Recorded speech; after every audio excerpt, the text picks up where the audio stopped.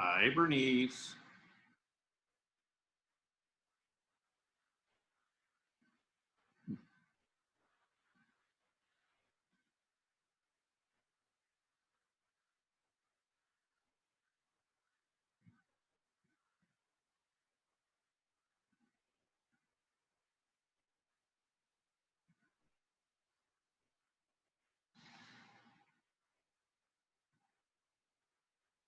You doing okay today, Bernice?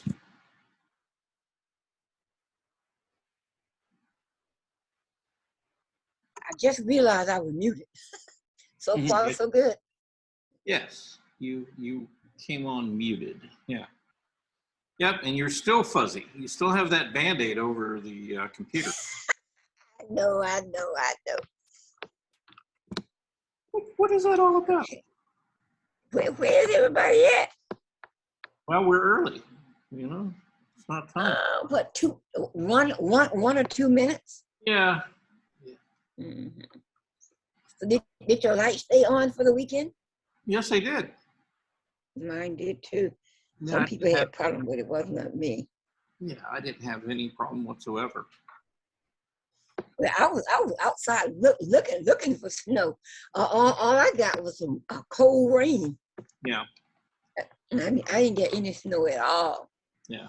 Now, the people on the north side of me and south side of me were getting snow. Cause I know one that lives south of me, and some other people live north of me. But I'm saying it just skipped me completely. But I'm not complaining. Yeah. Well, I'm in Smyrna, so I think I'm north of you. You're down by. Yeah, Bethel, you're right? you're north of me, probably northeast or something. I don't know. Yeah, because you're down in East Point, right? Yeah, well, College Park actually. College Park. But you know, those cities are right on top of each other. Oh yeah. Well, yeah. You could walk from one to the other if your knee were good. Right. Yeah. Hey, yeah, Ilion. I used to hang out around East Point and College Park quite a bit. So. Hi, everybody. How you doing, Elon? Elon. Very good. Good. Anyway, as I was saying, I went to Valley, and I had some things I had to do there, and I was in kind of a big rush. You went where? To my house in Alabama. Okay. Yeah, I left Friday evening, and I went over there, and I was in a big rush because I wanted these guys to get the work that they were doing. I wanted them to get it done so I could get on the road and get back here before it started snowing. So I came back, kind of early Saturday evening. I was back. And, the weather was a little cloudy and kind of gloomy, but no rain, no snow, anything like that on the way back. And then Sunday is when it snowed here. And, okay, now we can see. At least something. Cartoon, yes, rather than the blur. At any rate, yeah, it snowed here fairly steadily, but nothing stuck. It didn't even try to pretend to stick to the ground. It was like too warm. So it was nice to look at, but didn't really affect the roads in any way up here that I know of. Now further north, I don't know what they got. I know my son got some snow in Chattanooga, and I know my brother in Winder. I think he said. Hey, John. Pardon? You're looking at something. What are you looking for? Who's looking for what? I don't know. He's looking very hard for something. Oh, okay. Well, I was going to say my brother in Winder got about maybe 6 or 8 inches. Oh, okay. Now that's fun right there. Yeah. You- mhm. Yeah, but We only get the sprinkling. it warmed up, the next day on Monday, and by noontime it was all melted away. So, Mhm. it didn't last long, which was fine. It was just enough to make it kind of look pretty, and then went away. So nice and clean. Yeah, yeah. Hey, Susan. There we go. So Susan is here, John's here. Slowly but surely, we're getting a few people. And Sure. iPhone is here. Pardon? And iPhone is here. Oh, I wonder who iPhone is. Let's unmute. Usually India. Huh? India. Yeah. Was I that think that's India? who it is. Okay. Mhm. That's India. Yeah. All right. Hey, India, how you doing? Claudia's here. Claudia, yeah. Okay. Susan Adair. Okay. So great. Everybody enjoy their Monday yesterday, I did. the big holiday. Yeah. Yeah. Yes. Yeah, it was quiet. Okay. I watched the ceremonies, from 10 to probably 1. Yeah. And then I watched some of the old videos and stuff like that, Okay. Which ceremonies did you watch? Oh, the ecumenical ceremonies for Martin Luther King's birthday, the one at the church. Uh-huh. You mean Yeah. at Ebenezer? Ebenezer, yes. Mhm. Okay. Uh-huh. Okay. So it was here in Atlanta. Okay. Right. I didn't even know they were televising them. So, Yes. They always televise it on the local channels, not national channels. what is it? Right. Yeah, I think it was on Fox News of all places. Yeah. That's where I get mine from. Well, believe it or not, Fox, the channel Fox has a lot of diversity programming. They really do. Mhm. Oh yeah, they're a local. Well, at least I guess Channel 5 is the local affiliate for Fox. Yeah. But they're based here in Atlanta, so Mhm. of course it's going to affect their viewpoint on everything because they're really from Atlanta. So anyway, Well, I had a chance to read a book that I wouldn't have read otherwise from my book club, from our neighborhood book club, and it's the book Oil and Marble, and it's by Stephanie Story. And I would suggest that if any of the artists here would be interested in reading something that's kind of historical fiction, and it's kind of like it's a little thriller, you might want to check this book out. It's about Leonardo da Vinci and Michelangelo. And Oh, okay. it And compares, the name? compares the two artists, and it compares them between the period of 1503 and 1515 or something like that. But a few years when they were both in Italy at that time, and they were both vying to get these the stone that would, but David would eventually emerge from. And as we know, Michelangelo was awarded the stone by the church, and he did. And so the author carries us on this journey of first how they all both ended up in Italy, and the circumstances that were surrounding their whole time that they were there. So I don't want to give it away, but it is very fascinating. What's the title again, book. Claudia? Oil and Marble. So it's dealing with painting and sculpturing. Oil and Marble. Okay. Oil and Marble. Who's the author? Stephanie Story. Storey. Story. All right. Yeah, we'll have to check that out. Okay. Yeah. So they would have Yeah, been it's a, Florence. yeah, it's a historical fiction. So, Mhm. and she took a lot of liberties as an artist. Artists can take liberty, and I enjoyed it That's because and I if you had read it if because you it's about art and it's about sculpture and so and the demeanor of the artist. And I think Charles has shared a lot of this with us before because so many people have written about Leonardo and Michelangelo, and over the since they've been dead. It's been like it's what like 458 years or something like that they've been gone. But it just to tell you that those masterpieces still live with us today, and to see perhaps the struggle that they had and the life that they lived during that time and created these masterpieces. Now, one of the things that I guess I wasn't surprised, but I kind of am surprised in the sense that they seen both of them. Well, I think Leonardo was accused of sodomy, and I think Michelangelo might have been also because they both left Italy. So I think that they both had a lot of relationships with young men or men.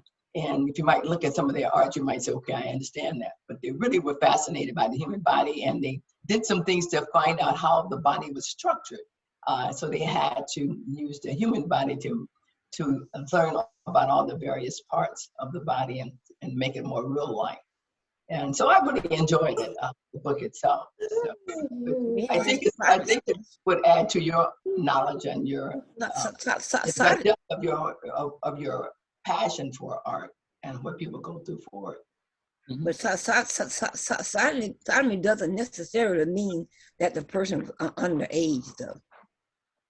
No. Yeah, Not necessarily. No. Yeah. but they started as boys. They started as boys. Oh, okay. Mm-hmm. Yeah. They started. Well, sodomy could be with either a boy or a girl, but yeah. Yeah. It could These go. are all boys. But that's a whole nother discussion. That's a whole other. Yeah, because they both were really kind of gay, and it comes out in all of the writings like that. So, but I wasn't there, you know. So That's speculation. Right. Whoa. I was in a different world before or something. I don't recall anything, even in my subconscious or my dreams. Yeah. But then again, the Mona Lisa is supposedly, there's some stories about her actually being Leonardo da Vinci's mistress, even though she was married. They put that in that book too. Yes, it's addressed. Mm-hmm. It's addressed that her husband had wanted her to be painted, and he commissioned Leonardo to paint it. Then Leonardo gave it to him. They decided he was going to take it back because he said that it wasn't finished, so he never gave it back to him. Yeah. Unfortunately, Leonardo had to leave town. Yeah, Leonardo had to leave town rather quickly before he could. Many times. Yeah, it was the writing was on the wall. It was time to get out of Dodge. So yes. Yes. Yeah.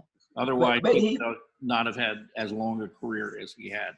So. But what I believe is that neither one of them died a pauper. You know. Oh no. They died very wealthy. Yeah. Mm-hmm. Yep. Claudia, can you put in the chat box what the name of the book and the name of the author? Okay. Okay, we'll see if we can do that. Oh, okay. Thank you. Yes, it was, Oil and Marble and something Story, I believe. That's what I got. Leonardo and Michelangelo. Yeah, but Claudia will type it in, I'm sure. Okay, anyway, let's get rolling here today, okay? Because we have a whole 10 of us here, and we've got some things to share. And let's see. Is Veronica here yet? India is. I'm here. Oh, there. Yeah, I see it. Okay. Yeah, I just couldn't figure out how to put my name in on the phone. So. Oh, okay. All right. So you must have been iPhone. We know your face. Okay. Yeah, that's why I showed my face, because I figured out that that's who iPhone was. Okay. All right. Good. Okay. Well, guess what? We're going to start with you today. We're gonna go. Oh, okay.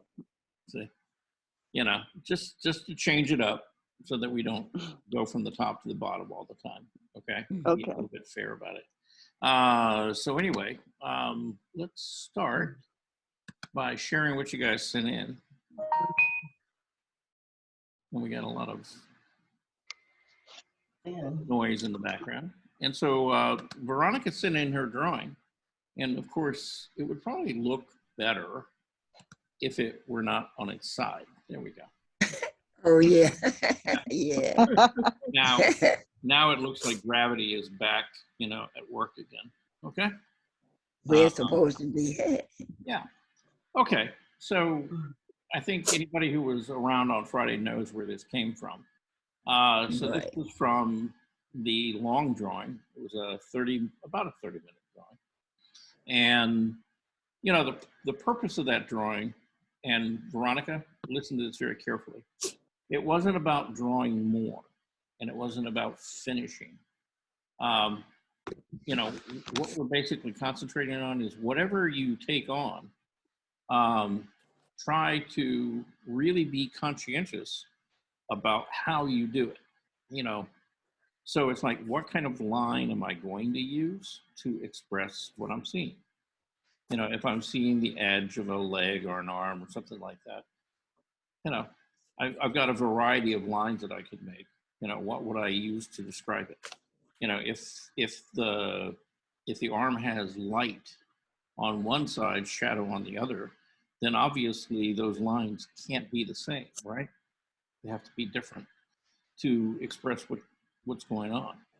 And so, you know, that's sort of the purpose of these exercises, you know, on Friday, is to try to get you to be more conscientious about the marks that you make and to make them intentionally, right? It's not necessarily about getting everything done, right? Now, in the particular case of your drawing, right, you've got, you know, the figure. She feels like, you know, we don't see all of her, so she seems like she's submerged in water. You know, we get that idea, and we get the kind of the scale about how far away she is, and that there's things further back away from us, from the line work and stuff that you indicated. You know, so, you know, you got a lot done, right? Now, you know, we've talked about, you know, how to use line before, and where you could have done this better is like in areas like the torso, okay? And also it happens in the arm, you know, to where the line weight is different on this side than this side, right? Though I'm trying to remember the actual image, and I think it would probably be reversed. So the inside would be darker and the outside would be lighter. I could be wrong. Yeah. You know, Okay. same thing here. You know, you probably this heavy outline. If I remember correctly, the light was really kind of coming in from the right side on her. And if that's the case, then that would be lighter, and then this line moving down Would be darker. Okay. But, okay. yeah, but the thing that you find is, you know, if you really begin to look at light and dark and where it's coming from, on the figure, it begins to set up this kind of rhythm or pattern to it, if you use the line correctly. And so you get you get this nice fluid feeling through the figure. You know, if you ignore it and you don't use it, you know, then it sort of flattens out the shape. And that's a little bit of what you've got going on here. You know, it's kind of flattened out the shape again, because the line is kind of inconsistent. And so, Okay. again, the thing I want you to work on in your drawings is not only what the shape and the size and the proportion are, but it's like, okay, what do I really want to say about this? You know, do I see a shadow? You know, do I see a hard edge? Do I see a kind of a blurry soft edge? And whatever it is that you're seeing, try to express that with the type of light and get on with it, okay? Okay. Now, I know, you know, that's asking a lot, because, you know, you're juggling you know, the shape and the proportion and where it is in the page, you know, with composition and everything else. Unfortunately, you know, that's what making art is. You know, you got to juggle all these things. You know, it can't just be like one thing at a time. There are ways of simplifying the process. Like, for example, if you've got a long drawing like this, you know, if you want to find a position of something or where it is and kind of the size and scale of it, just work really lightly, you know, and don't commit yourself until you get all your elements in, and then go back in and restate the lines and, you know, make them the type of line that you want. You could approach it that way. Okay. Yeah. I mean, the way I was taught at the Academy of Art, they never gave you any time. You know, it was all 2 to 3 minute drawings. And so you had to look and kind of just, you know, put it down the first time.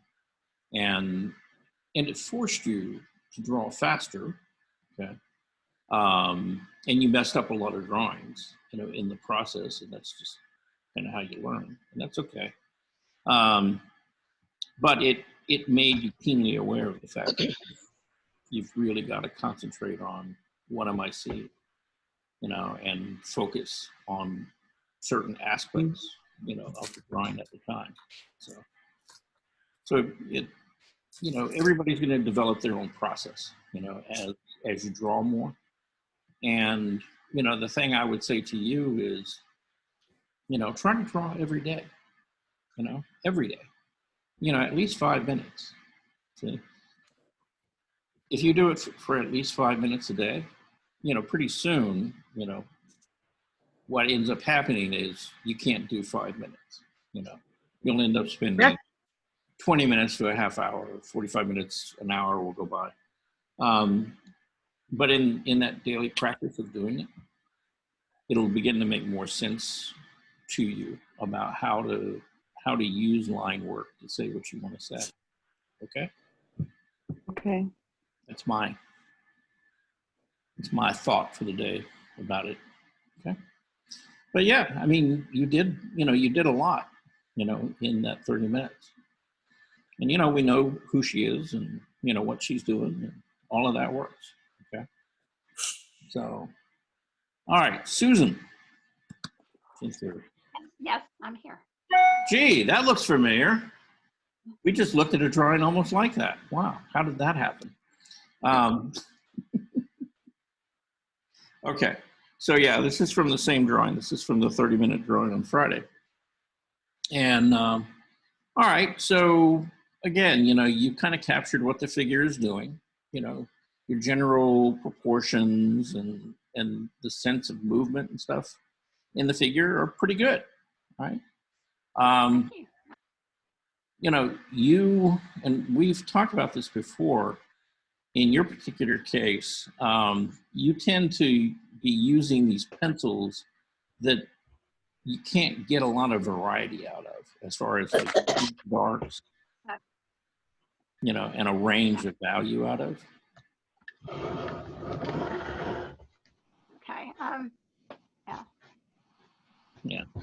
And so, you know, I guess the solution is, you know, if you've got a pencil that's a 6B, you know, maybe a 2B and maybe an HB, that would give you enough range so you can get some variety in the value. Okay. Okay. This is a 7B, a 7A, 7A. Yeah, 7B. 7B. Okay. Yeah. I don't think I've ever heard of a 7A, but okay. There's H. It may be an H. I'm just kidding. Yeah, there's 7. Well, there's H's, HBs, and then B's. B is soft. H is hard. Yeah, I'm trying to use the harder one, so it's an H then. But I do have. I also this one is a 7B that I've also got. So I've just got a whole conglomerate of these. Okay. And you know, if you've got like a 7H, that's Okay, that's a pretty hard pencil. You know, and yeah, And the thing That's is, what, yeah, with the 7H, I don't care how much you really bear down on it, you're never going to get it dark because it's too dark. well, And so- actually, I use the 7B. I did use the 7B. yeah, I was about to say, it's probably closer to 7B. The This thing is, it needs sharpening again. So, yeah, You use a little bit of color too on, Yeah, on she the did. on the bottom right. yeah, I use the color pencil for the for her for her bottoms and for the blanket thing. So, Oh, really? I don't see it on the bottom. I didn't see anything on her, like, swimsuit. But yeah, definitely. a little pink in there. There is pink in there, but it might not be showing. Oh, okay. Yeah. Okay. Anyway, what I was going to say, it's kind of very similar to what I was saying to Veronica. But in your particular case, you need more variety. But it's about where to put the darks and lights, right? Okay. Because the pencil is still kind of all too much the same, and you're not getting. I didn't get your pictures of these. I was going to work on it some more. Yeah, I did either. I was looking for it too, Susan. I know. He I didn't send them Yeah, he said because he said he could send the one that had clothes or had baby Right. suits on. Yeah, I said I was going to send Yeah. them with clothes, and unfortunately, I was trying to get out of town on Friday. Yeah, absolutely. I understand. Yeah, Mhm. I didn't get around. I just thought it was because you wanted to see how we did in that 30-minute time. Yeah, Yeah. too. But that's okay. I And can didn't. send this. I was just trying to get the stuff on the page at that point. So. Right. Yeah. Uh, But yeah, I'll send those out. I'll send that. I'll send her. I'll send the guy. He was African American guy, kind of a bodybuilder. But the hand is closest to you. Yeah. The guy, yeah, that's what I need to do over because I did some strange things. Yeah, today. I'll send that one, and then I'll send the ballet dancers. Okay. okay. Thank you. Because those were the three that actually had clothes on. Mhm. Yeah. Now, while we're on that subject, I wanted to ask someone, since you said you can't, that was one where the lady was laying down, she had her leg crossed over to the other side. I would like to redo that, but I don't know. Did anybody take a picture of that by chance? Oh. No, Bernice, I didn't. Yeah. Mhm. Uh, She's laying and she had the leg crossed over. I showed you when you get to mine. Well, yeah, she was laying on her back and she had her legs Yeah. propped up on a chair. So it was Yeah. really odd kind of foreshortened pose. Mhm. Yeah, I know the one you're talking about. Yeah, but I Right. can't send that either. But Yeah, I'll tell that's you why I what, was Bernice, asking. I'll tell you what I can do. Maybe here tomorrow, just briefly, I'll try to put that in the queue, and I'll flash Okay. it there on the screen. You can do a screenshot. I will. Okay. Sounds And good to that me. obviously goes to the rest of you too. That way, if you wanted to work on that one, you could. Okay. Mhm. Okay. All right. But anyway, back to you, Susan. Yeah. The only real comment I have about this is, you just need a little variety and value. Push your lights. Okay. Um, When I get the new pictures, I'll try to add that to it. So. Oh, she utilized her paper and put two things on it. yeah. Look at that. Okay. Yeah. So we got the ballet dancers, right? And again, Right. the general proportions and movement overall, worked out pretty well on both of these. And you get a sense that they're moving. They don't seem like they're static. And again, kind of it's how do you use the line? Like on these guys, it's all very much so the same. And on this one, you get a little variety because this is much darker, than this side. And, so that kind of gives you an indication of where the shadow side might be, but then where you put your value is on the other side. So you would think that the darker line would be attached to, the shadow. Okay. Okay, Um, yeah. Here's some of the rest of them. Okay. Wow, she knows how to use her paper. Yeah. Right. Yeah. I mean, she's composed these pretty nicely, on the page. Mhm. And again, you get a sense of the movement and things. The proportion on him was a little strange, because he was a bodybuilder and he really kind of built up that chest and shoulders. I think you may have the head a little bit small on that one, though, in comparison to, the rest of him. But then again, the head's probably actually okay. It's probably the thickness in here is a little, you've I've got, exaggerated okay. a little too much, maybe. But that's okay, I'm sure if he got a chance to see that, he'd say, that's exactly what I'm going for.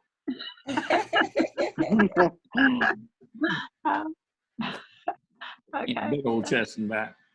So, but again, yeah, movement in all of these is good. Length and proportion generally is pretty good.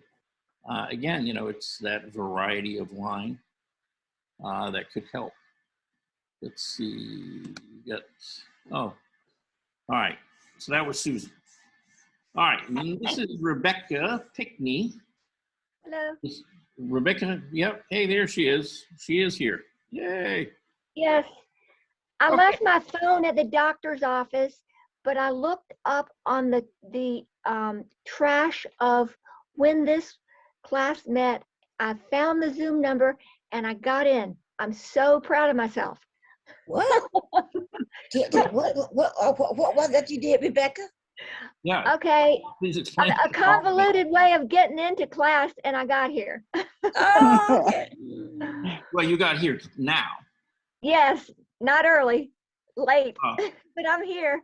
okay. All right. I thought you were talking about getting, back to look at this image or something like that. Yeah, that's what I thought she was talking You're about. okay, but you're talking about getting here today. So here you Yes, are. sir. And you're at the doctor's office now? No, I Oh. left my phone at the doctor's office and it has all the updated information about the class Oh. Zoom numbers.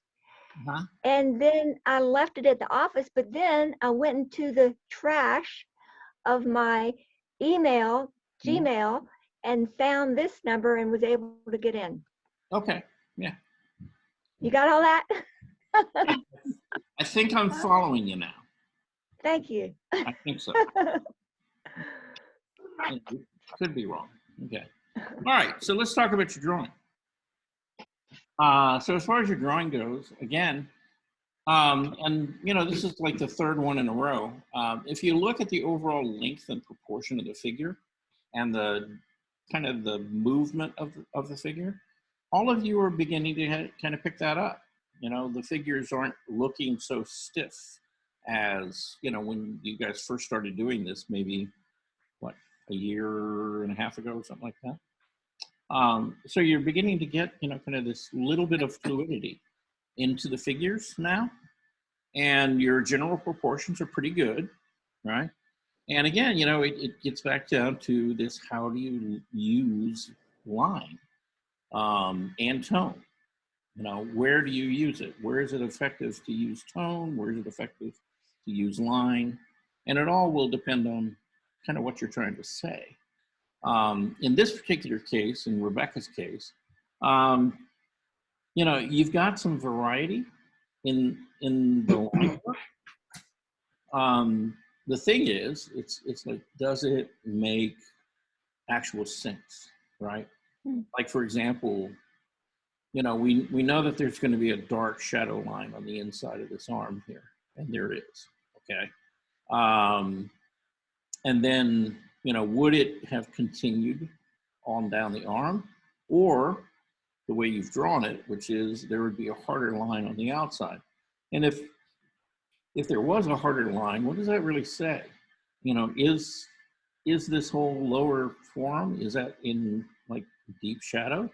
Is that why the value and the line weight changes?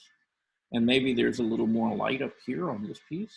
So, and you've got the two different weights, a little bit lighter, a little bit softer on the outside, you know, a little harder and stronger and darker in the inside. So that seems to make sense and tells you that it's round. Over here, you've got the variety, but it's like I kind of wonder whether that line should really be on the outside or whether it should stay on the inside here. Okay. And I probably would have kept it, you know, here on the inside. Okay. We'll be able to check here in a few minutes when I get up to, you know, the drawing I did. And we'll Okay. see what I did. Okay. Yeah. And again, here in this arm, you got a little more weight, you know, on this one. And that seems to make sense, you know, than this one. You know, you could use a little more contrast in there. And then with the rib cage, you know, right in here, the outline, probably would have kept that fairly light and fairly soft. Again, because you've already got the strong dark on this side. So, you know, for variety's sake, I would want to make it different over here.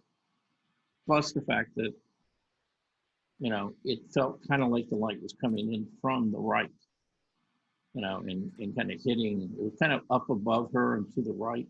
And so her whole upper back was lit up, you know, back here at the lower back, at the top of her hip was lit up.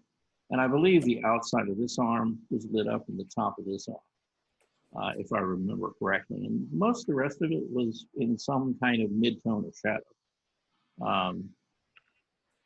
So it's like making those lines sort of coincide with where the shadows and the light fall.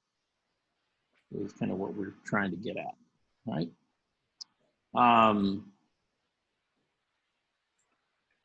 There we go. And then we have this young woman here. And again, your general length, you know, and width, you know, proportion-wise, pretty good. I know that her leg was going back in distance. The thing is, this leg was coming slightly forward. And in looking at this, my thought is that this leg probably ended down here because it was closer to us. And this leg was moving back and it was further away. And so if this is going to be closer to us, it actually has to be lower in the picture plane than this one. Okay. See, and it kind of Okay. sets that angle, right? But you got a nice curve to the figure, right? You know, it's going to arch back. You know, her arms up and moving, and then this arm's moving out. Now on this particular drawing, again, it's this thing of what kind of line am I going to make and how do I make these different to say where the light and the shadow are. And for the most part, everything is a little bit too even here. Okay. We have these guys, all right? And so, you know, she's in front of him and she was at an angle, okay? Let's take a look. See, you know, you're planting, for some reason, you're planting all their feet on the same level, and that can't really happen, you know, because she's not as far away from us as he is. She's in fact closer, right? So again, you know, that toe might be a little below where his foot is, again, because it's moving forward in the picture plane.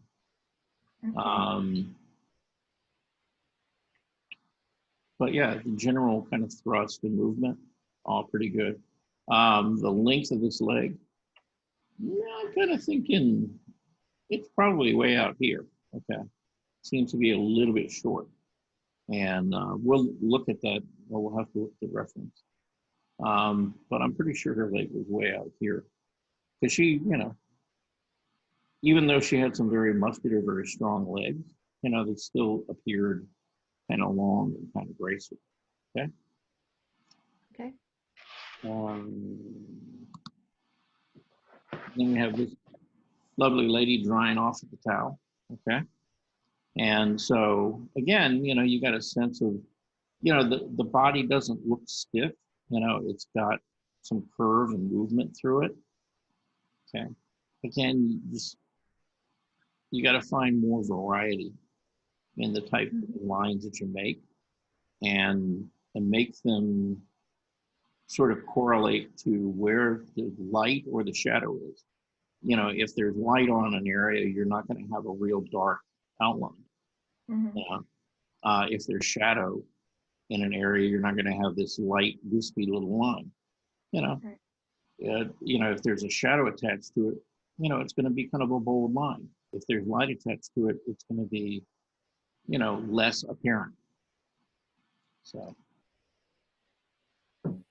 and then last but not least, we have the lady who's holding the umbrella. Okay. Now Did this you is the get my picture of the bodybuilder? no. Oh, wait a minute. Yeah, Okay. I skipped. I'm sorry, I skipped him. There he is. Okay. Yeah. So, you know, in this particular case, the foreshortening was really moving from the hand that was closer to us, then to the head and torso, and then to the hand that was further away.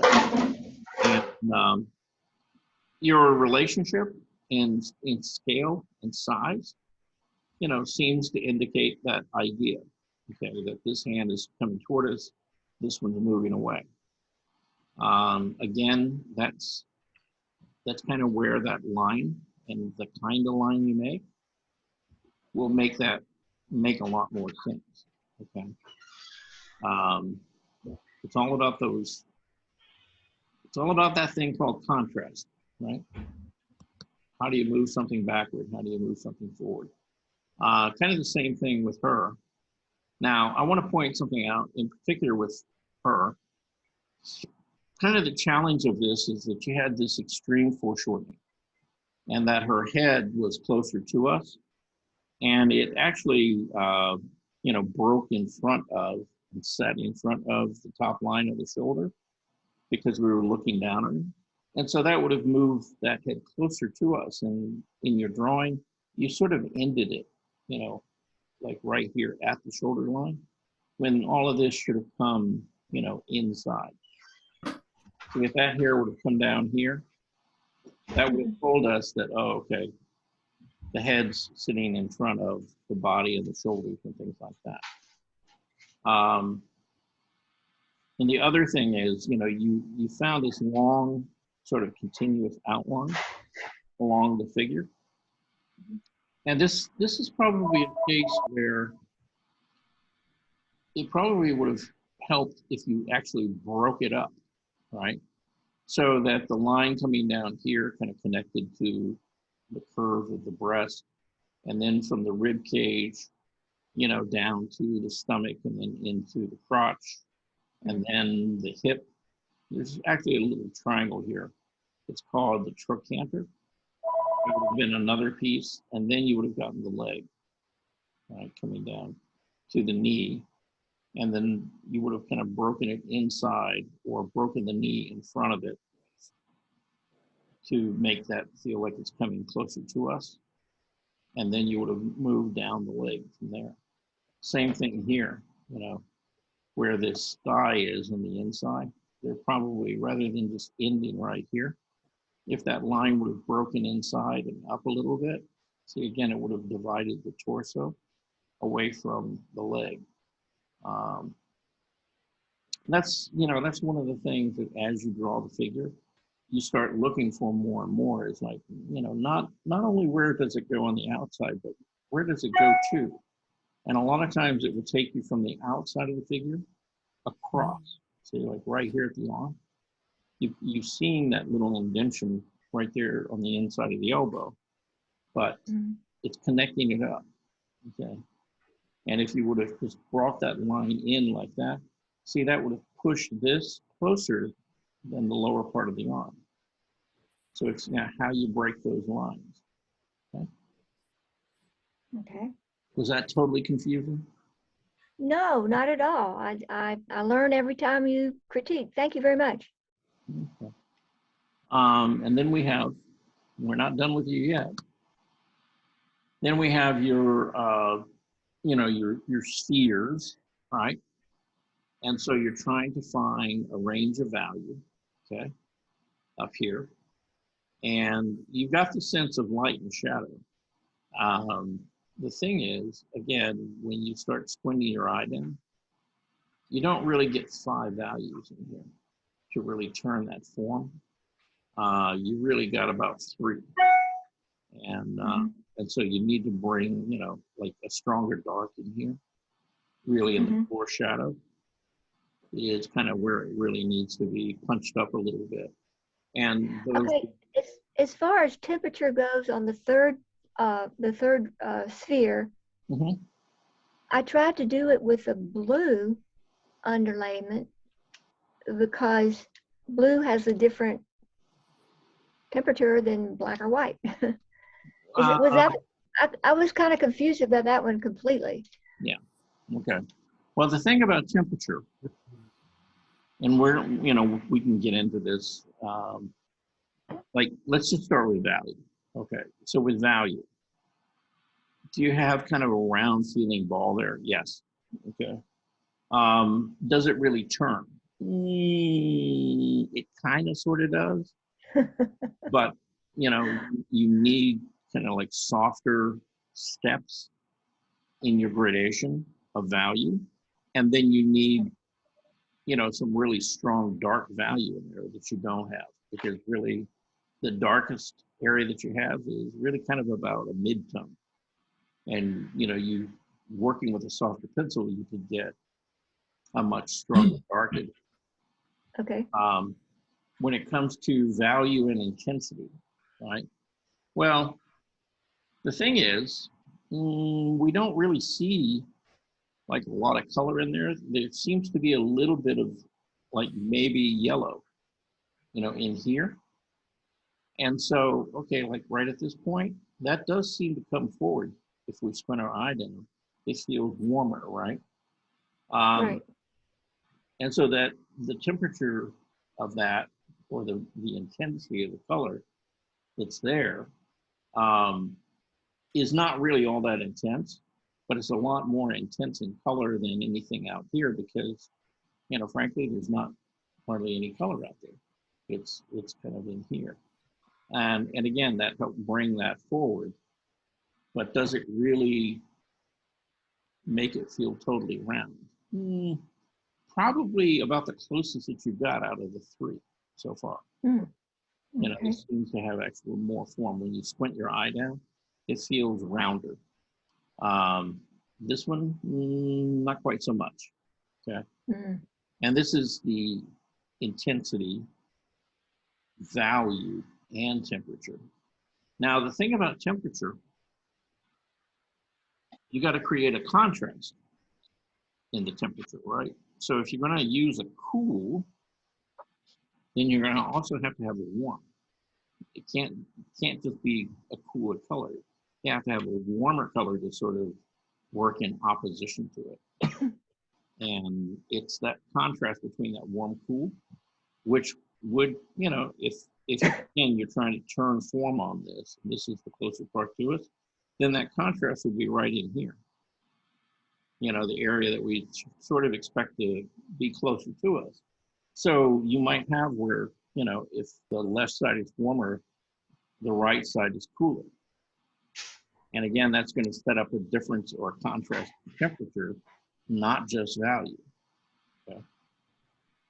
So was I could have used the opposite of yellow, which was, I mean, up in the top where the highlight is, should I've used yellow? Yeah, well, you could have used yellow if it was warmer. Well, and since you kind of indicated that the warm side of this is really over to our left, you know, kind of in this area, then you would kind of expect the opposite side over here to be cooler. And you could have used like a violet. Right. Because violet is a direct complement of yellow, right? Yes. So,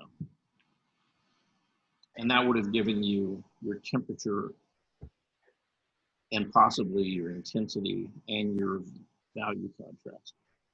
Yeah. The big part that didn't work out on this is really value. You know, because you didn't really carry on what you did here, which was getting it to be darker. Again, something lighter, like right here in the center area that's closest to us. Okay. So you can't really talk about temperature without talking about the primary colors and their subcolors. You mean primary and secondary? Correct. You can, okay, because a lot of times when you're talking about temperature, you're not using a primary or secondary. You might be using, you know, a tertiary color. Right. And you might be contrasting it with another tertiary color. Good, you know. Now, if you're setting up a relationship of a direct complement, then it's always going to be a primary and a secondary. Okay. And then if you're going to break the color wheel down into tertiary colors, then the tertiaries are always going to be opposed by either a primary or a secondary. Does that make sense? I'm not as familiar with the terms as I need to be, and I'm working on it. Since class, I have added more secondary colors, and I guess the one that's, you're saying tertiary? Tertiary, yeah. Tertiary. So instead of yellow, right? You know, okay, primary is yellow. The secondary color next to it is either green, moving toward blue, or it's orange, moving toward red, right? The tertiary would be a yellow-orange, or a one slot over on either side. Yes. Right. Okay, that would be the tertiary to it. And I guess really, actually, yeah, with the tertiaries, let's see, so it would be yellow-green, and directly across from it, yeah, it would be a red-orange. Okay, yeah. Could that be? No, it would be on this side. Yeah, Yeah, so I've the tertiary. Yeah, I've done more work on the color wheel and added in those colors. Right. So now you have your primaries, secondaries, and tertiaries. Correct. Yeah. Okay. And I'll label them. Yeah. Usually, and I've done a couple of different color wheels. Usually, you know, when I'll do a color wheel like that with the primaries, I'll make them larger, and then I'll make the secondaries slightly smaller, and then the tertiaries I'll make even smaller than that, so that you can kind of follow where they kind of sit, you know, in the order of how you get to them. This piece of board was it's a canvas board, and I found it very difficult to change if I made a mistake. And so some of the colors are kind of muddy, and some of them you don't even know what they are. But I guess it would have been a better choice would have been to do it just on drawing paper. Not necessarily. Now, this is a canvas panel, all right. And yeah, it's a canvas panel. Yeah, and what kind of paint are you using on it? I'm using a combination of drawing pencils and marking pens. Yeah. I'm not using paint. Yeah. Well, except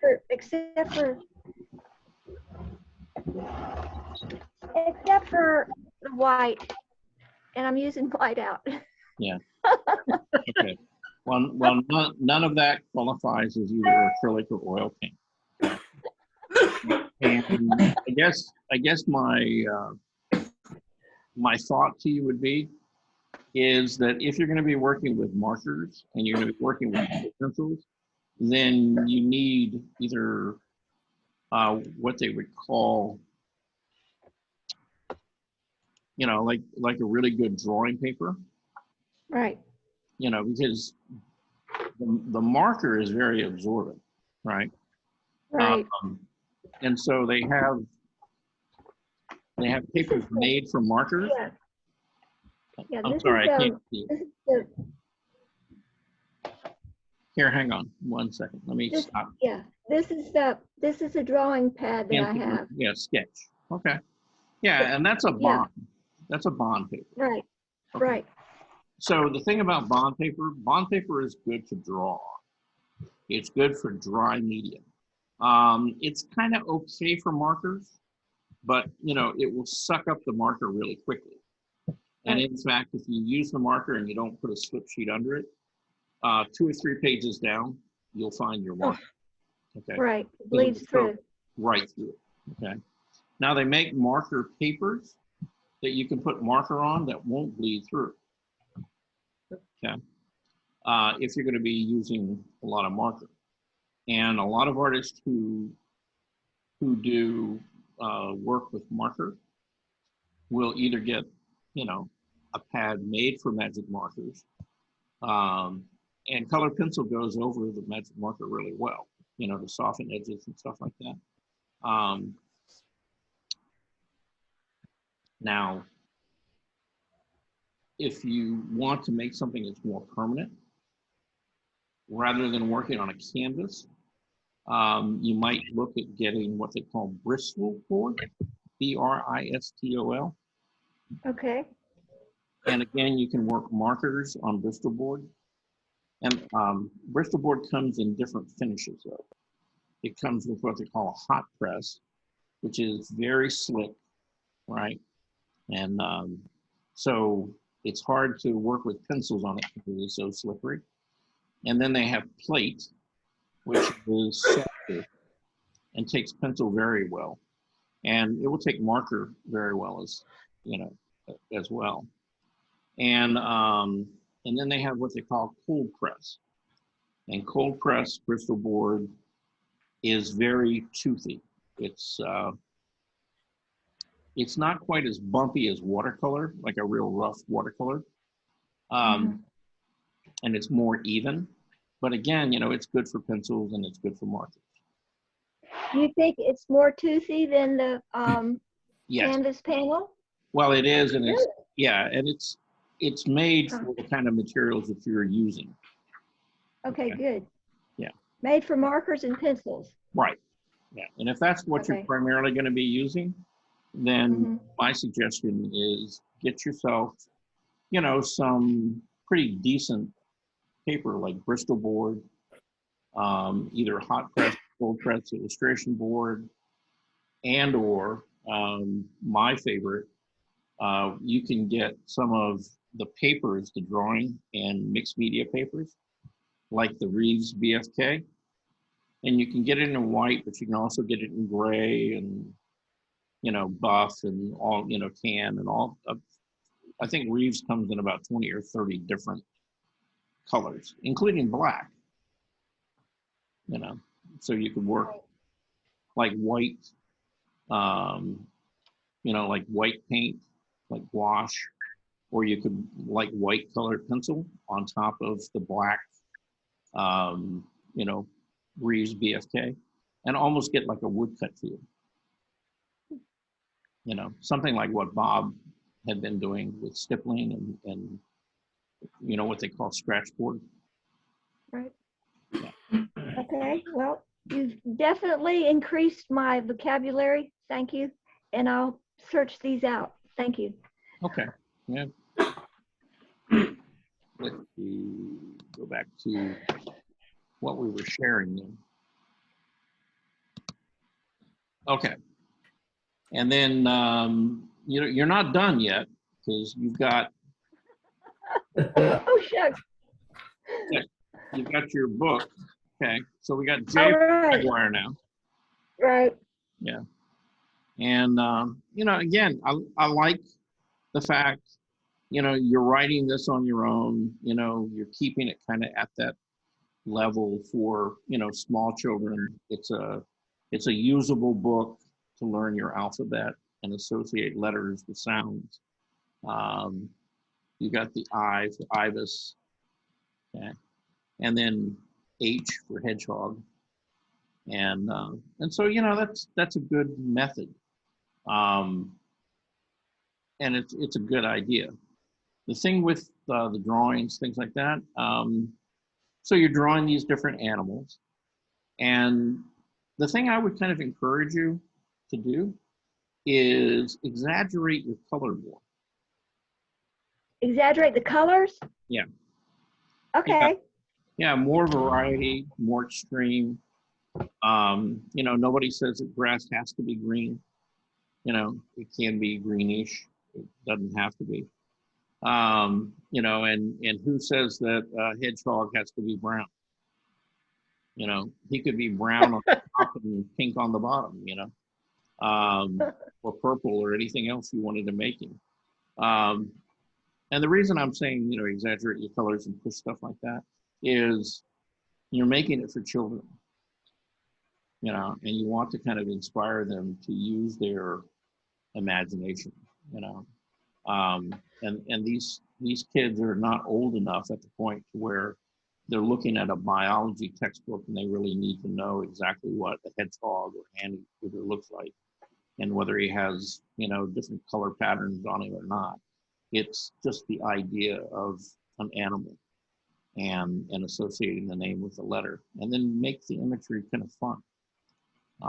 And the more you push it, the more extreme it gets, the more kids are going to pay attention to it. So, okay. Thank you. That's great suggestions. I appreciate that. Yeah. Actually, here's your board again. And this is a little better picture, and this is where you've added all the other colors in. Yeah, right. Okay. And yeah, I kind of begin to see the yellow in here. Not so much here, a little bit. And then nothing really there. So, okay, so let's see. June. We got June Wang. Yeah. I'm here. I'm here. Okay. Here's your bird. Here's All my right. bird. Yes. Yes, this is a bird. He's actually standing on a branch. He's not dead laying in a flower. Yes. He doesn't have his feet straight up, taking a nap on the flower petal. No, he looks quite alive, and in fact, he looks like he's singing. Yeah. Yeah, he's making some noise, right? So that's good. Yeah. Yes. Okay. Thank you. A much more lively looking bird this time. Okay. So yeah, and now you did this with color pencil, is that correct? Yeah. Color pencil. Yeah. And then it looks like you also used some graphite in there too. Like for the initial drawing? No. Or is this all color pencil? All the color pencil. All color pencil. All right. Yeah. So then you use some, darker grays and stuff. All right.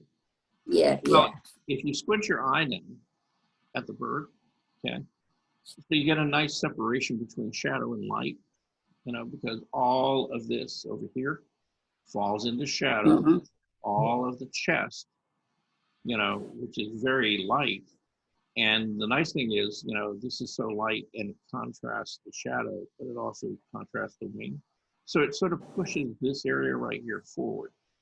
And so this begins to feel closer to us, right, than back here, or even in many cases back here, at the head. So, so again, you've pushed a little bit of space in there, and that's what we kind of want to see. As far as, your bird, he looks distressed, maybe. Yeah, kind of like, hey, where is everybody? Yeah. Yeah, he doesn't have a happy like I'm singing. It's like, hey, where'd everybody go? Yeah. And how if you wanted to change that, how would you change it? Well, Here in the eye, you know, it's Okay. kind of flat because again, it's all kind of a very similar value except for like the really dark Uh-huh. center and then right at the edge. And, you know, again, somewhere in there you might see a highlight or one part because the eye is Okay. flat. It's actually round, right? Uh-huh. And so we Yeah. want to indicate, you know, which part of that round spherical shape the light is hitting. So there may be a highlight like right in here or up here at the top, somewhere on that eye. And so look Okay. for things like that. Okay. Okay. Thank you. You know, then we get your flowers. Now, is this oil or is this acrylic? This is oh gosh. I suppose acrylic. Acrylic. Acrylic. Okay. All right. Well, the nice thing about acrylic is that acrylic dries fast, right? Yes. Too fast. Well, and see, that's the bad thing about acrylic is it dries fast. So, and that's always the problem with acrylic is you have to kind of know where to work with it and stay, you know, keep working with it to soften it or blend it, or Uh-huh. when to leave it alone because you want a sharp edge, right? And that would be the thing that would help this painting the most. Now you've kind of done it, okay? If you look back here in your background, you've got these generally the value and then the hue are fairly similar, right? So, Uh-huh. so they kind of fall into the background because they're kind of related to each other. And then when you come to the foreground, generally the colors get overall lighter and more intense for the most part. And that's the other thing you could have done back here is some of these, you could have knocked back the intensity like this guy right here, this yellow green. If you would have faded that back, sorry, faded that back a little more here and here, make it just a Okay. little bit grayer, see? Yeah. Then it would kind of sit further back away from the flower. Okay. Right now, the intensity is kind of equal. I feel so hard to how to use the blender, the color. Uh-huh. I cannot blend the color what I want. Right. Well, that's because you're trying to work in too many places at once. Okay. Yeah. You know, with acrylics, you know, when I'm working with acrylics, I work very loosely at first, and I don't worry about the edges, okay? Because I know that what I'm doing at first is I'm just finding out where things are. And then once I find out where they are, then I'll figure out what my focal point actually is in the painting or where I want it. And I'll start there and I'll work from there. And I'll really work in that area and try to not only get the color right, but also address what kind of edges are there, what kind of value changes are there. You know, is there a temperature, you know, and or an intensity shift? And I'll try to get all of that, you know, once I go back into that area and start working again. But I usually, like in acrylic paintings, I usually make about 3 to 4 passes over just about the whole painting. Okay. You know, and, you know, you just work small areas at a time and you have to just like, okay, what do I need to do here? You know, I need to push this back. How far does it need to go back? And, you know, if this area back here needs to go back behind this leaf, it's like, okay, so what do I do to this to get this to come forward? And what do I do to this to get it to stay back or recede? And go accordingly. Okay. And then we have your drawing. And this looks like a scene from the garden, right? Yes. So you've got these geometric forms that are either made out of wood or stone or something. You've got a vase, And then inside the vase, you've got, you know, a plant with some leaves, right? And you can tell where the light's coming from. It's coming from the left, a little closer to us, Yes. rather than behind us, because you see the cast shadow right here. And so this is lit up and this is all falling in the shadow. So the light is really probably somewhere up here, okay, being cast this way. You know, plus you've got your cast shadow for your pot, and that seems to be kind of moving in the right direction. Now in this drawing, your range of value is actually pretty good. You know, you've got some good strong dark, you got some midtones, you've got light. And so, you know, you're beginning to get a variety of value in there. And that's working just fine for you. The only thing I'd say about this, where you have this walkway here, and it bends, see, and it goes to the right, I'm wondering why I'm missing that line, you know, for that walkway up here. Because you What line? the line right here, the edge of the sidewalk, see, it would go like right here. On here, you wouldn't see it because this is in the way, but see, you're looking at that, what's on the other side of all of this, that walkway would have to be back there, right there. So. This is, you can go through this. This is like a road. Like a road? Yeah, you can pass to this way. Go.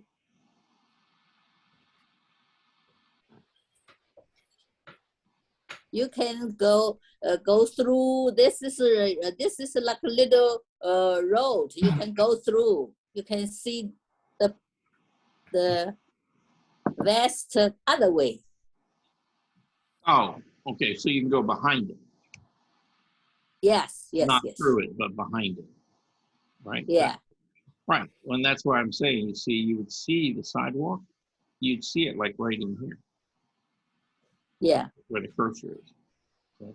You wouldn't see it over here because this is a solid piece of wood or rock or whatever it is, right? Yeah. But then beyond, see beyond this, you might still see the trail or the walkway, you know, continuing on. Charles, Yes.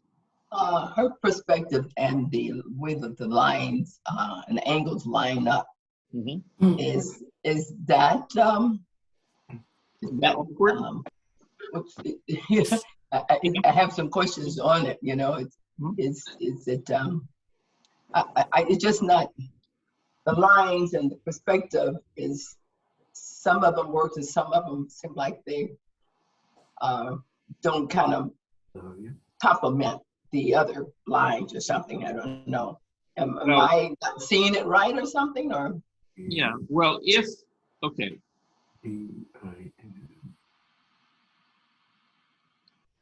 If the structure right here were symmetrical, okay, and that this side was as long as this side, then I'd, you know, in accordance to what we're seeing with the sidewalk, then I'd say, yeah, the perspective is a little bit off. But in a lot of sculptures and things like this, they're not equal. You know, this side might actually physically be shorter than this side, right? This block right here may not actually be square and level. It might be kind of an odd shape. It's kind of, that's true. I don't know. I'm assuming, well, I shouldn't really assume anything, but you know, when I look at this, I don't see these as necessarily this being as tall as this. You know, in fact, I see it shorter. And so, you know, because it's a sculptural piece, you know, maybe whoever created it, in this case, in June's mind, that side shorter, you know, so she's making this very kind of modern, kind of contemporary sculpture that sort of challenges our perception of perspective, things like that. So Yes, June Yeah. I was going to ask you, what lines did you lay in first, June? What? What lines did you draw in first? What did you put on the paper first? Oh, what? First I put this like what line I put? First I put the like big piece. First I put like square. Oh, okay. Okay. Now, Yeah, I can agree with Claudia. It seems, I think what throws it way off is the sidewalk. I can live with the whole structure being different levels, but maybe it's the dark lines or the angle, the vanishing point. I don't know, but that I mean the structure itself, I can deal with the different angles, but the sidewalks to just not go anywhere, the right place. And I think that's what Claudia was maybe seeing the same thing. yeah. Well, yeah, you would think, in perspective, that if this is further away, that the width of the sidewalk would be wider here and it'd get narrow as it moves back. I was going to ask June, did you draw this from life? Did you draw it out of your head? Did you draw it from a photograph? Photo. I took the photo. You took a photo. Okay. So can you do us a favor and email me your reference so we can go back and talk about this? Okay, you want to me right now? You can send it to me now. Okay. Okay, let me try find. Okay. Yeah. While you send it to me, I'm going to talk to India. Okay. Okay. And before the end of the class, we'll come back and we'll look at this. Okay. Okay. All right. So is India here? Yes, Yes. I'm here, Charles. Yay. Okay. So dear, tell us, what is this all about? Oh, God. It's a photo that I saw that just stood out to me, and it's like supposed to be like the steps of Paris, and I just saw it. Mm-hmm. I like that. That's nice. I have a lot of detail. I like it. Yeah, it is. It's, Thank you. when I look at this, I mean, you get the sense, it's a European city. Yes. Just because of the architecture and stuff. Mm-hmm. But it looks like you've sort of stylized the buildings a bit, with the angles and stuff like that. And it's really kind of fun. It's, I'm trying to think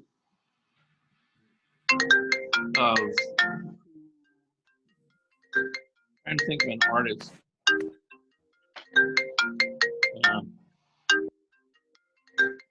Sorry.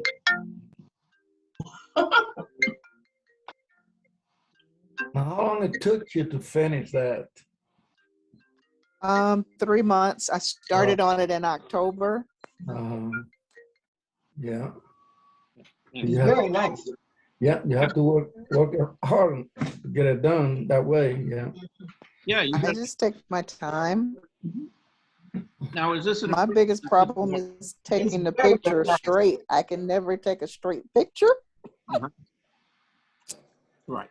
Okay, so is this in oil or is this in acrylic? It's all oil.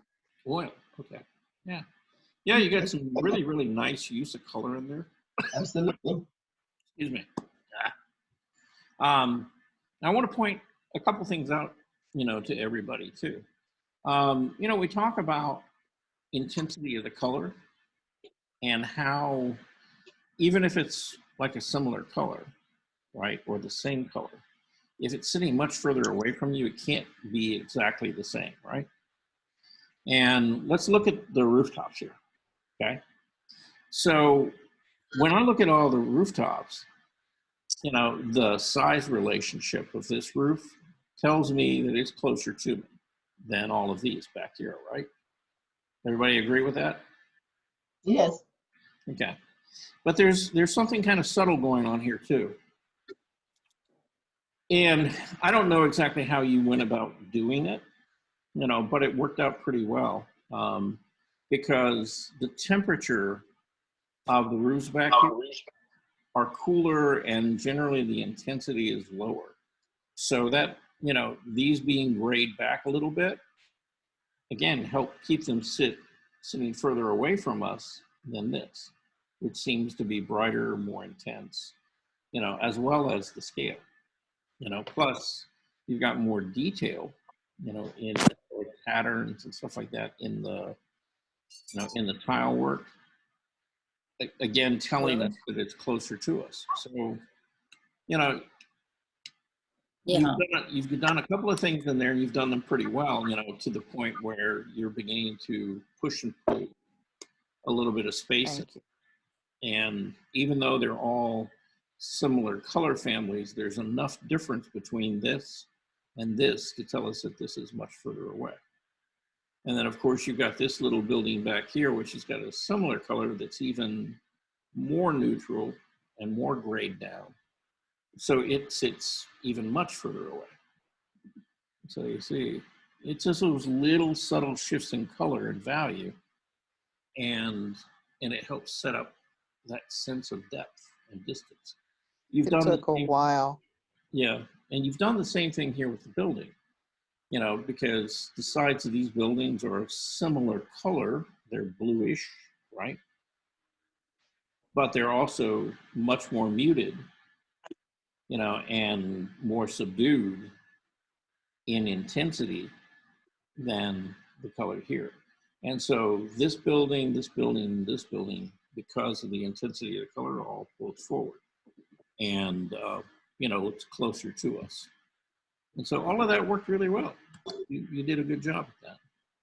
And of course, you know, Armando and Ilan and folks like that, you know, can get lost in all the little stone textures and all the little different things going on in there. And it makes it kind of a fun, interesting painting to look at. How big was this? 16 by 20. Yeah. Okay. So just, you know, not real big, just kind of a medium size painting. Okay. It's beautiful. That's very nice, India. Yeah. Thank you, everybody. Something I wouldn't mind having in my own home. It's very pretty. Yeah. Thank you. Good job. Yeah. Very nice. And I don't know, you know, how you feel about this guy. Is it Robert Kincaid? Yes. The painter of light. Remember him? Yes. Mm-hmm. Yeah, you kind of got that feel to this. Yes. You got these, you know, like the glow in the windows, you know. And so it's something about, you know, it's not like bright in the middle of the day. It's kind of at dusk or early in the morning. One of the two. I'm kind of thinking more to the end of the day. And so yeah, it is more to the end of the day. Yeah. And so you got, you know, all the light glowing from the inside. And the inside looks warm and kind of inviting. The outside looks a little bit like it could be a little bit on the cool side. They're preparing for happy hour. Hey, Preparing for happy hour. we should all be preparing for happy hour. Yeah. I strongly advocate, you know, preparing for happy hour. Okay. Good. And by the time we finish this class, it will be just about be happy hour too. Okay. Yeah. Okay. But yeah, that's a really nice piece, India. You did well. Thank you. Thank you, guys. Appreciate it. Yeah. So what are you going to do next? I actually pulled 2 canvases out last night. I'm thinking about doing just 2 flowers. I've never tried that before to see how the detail will work on it.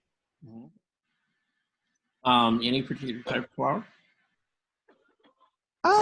There's one, it's unusual looking. Mm-hmm. I'm not sure. It's just really, I don't even know what type of flower it is, but it's very unusual looking. And then there's one that almost looks like it's about the size of a chrysanthemum, but it's my daughter took it when she was going on a cruise. I don't know where she took it or what, but it was unique and different, and the colors, it just is so pretty. And I thought it would be a challenge for me to try to get those colors blended and to make it look real. Mm-hmm. Okay. Yeah. Yeah, depending on the color of the flower, you know, particularly like tropical flowers, the intensity of the color, you know, you really gotta work at trying to get them to be as luminous and as intense as the flower actually looks. A lot of times, you know, your standard set of oil paints with alizarin crimson, it's not going to get you there. So you got to go out and actually get colors that are far more intense. You know, so you're using something like a Scarlet Lake, or you're using a color like they call permanent rose or a magenta to get those like cooler reds or pinks or purples. And you really can't get them any other way. You know, you gotta go out and get that stuff, because if you're working with like a standard palette, a lot of times you're just not going to get the intensity out of the color that you really want. So that's what I was wondering about, because it could, I think the flower itself is like a rose that's blossomed all the way full.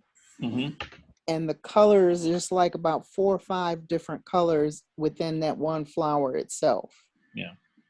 And I was wondering about the intensity of it. So, because I'm like, okay, acrylic, I've gotten used to using oil, but even with the oil, I'm wondering about how I'm going to go about the intensity of it all. And it's just, you know, I'm just kicking it around so far. So is it a certain brand of colors that I could find? Well, it, again, depending on the color range, yeah, it may not help you regardless. You know, you may just have to get, you know, some really extremely strong and intense reds. Reds tend to be the ones that are the most difficult, you know, to find. Now, I was going to mention to you, the way to get around that is, you know, work with what we call a grisaille, an underpainting. And so you set up all the values and everything, and then the actual color, rather than painting it directly onto the canvas, you build it up in glazes. But that takes, you know, a lot of time, because you're going to put a glaze down and you're going to let it dry. And then you're going to come back and put another glaze over that and let it dry. And by the time so these are color glazes? Yeah. These are color glazes? Right. Yeah. Yeah. And, you know, even with like a cadmium red and alizarin crimson, you'll get more intensity out of the color that way than you will just by mixing it and painting a la prima. Because what happens is, as you build up the layers of glazes, and let's say you get 20 or 30 layers of glaze on there, you know, it's more like what your eye sees most of the time anyway, because you've got the light penetrating those translucent and transparent layers of paint and then bouncing off the substrate, the canvas, you know, back toward your eye. It really does a lot to intensify the color. And, you know, you just, you know, so when you see those really vivid blues and reds and things in Renaissance paintings, the reason that they look so vivid was, you know, the artist didn't sit there and just mix a blue and then slap it up there in an opaque layer.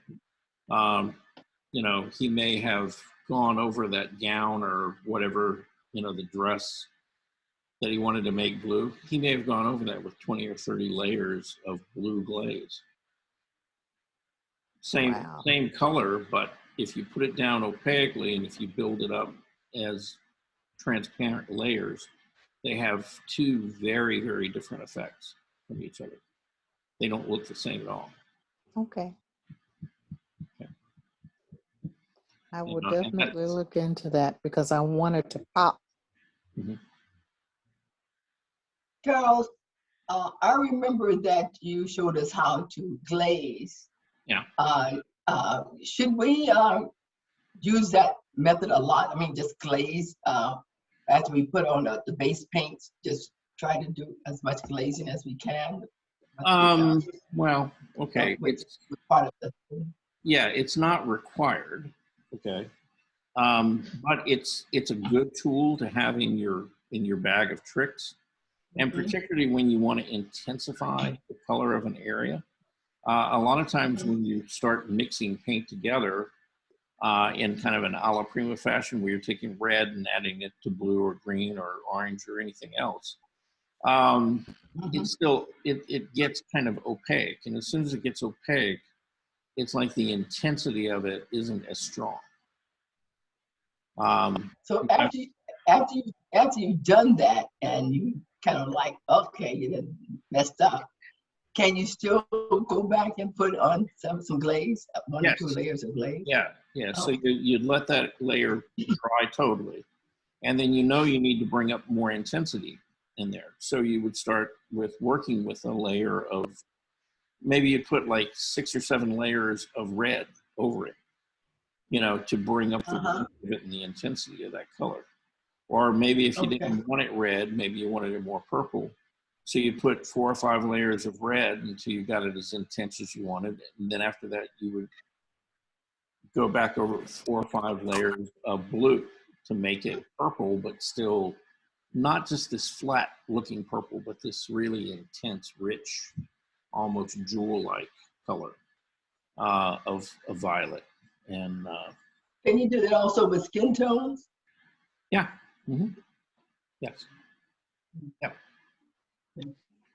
Yeah, that's and I talk a lot about the fact that for the most part the way I go about painting is I put in opaque color blocks and then I'll refine those blocks and break them into different values and shifts in intensity, value, and temperature, right?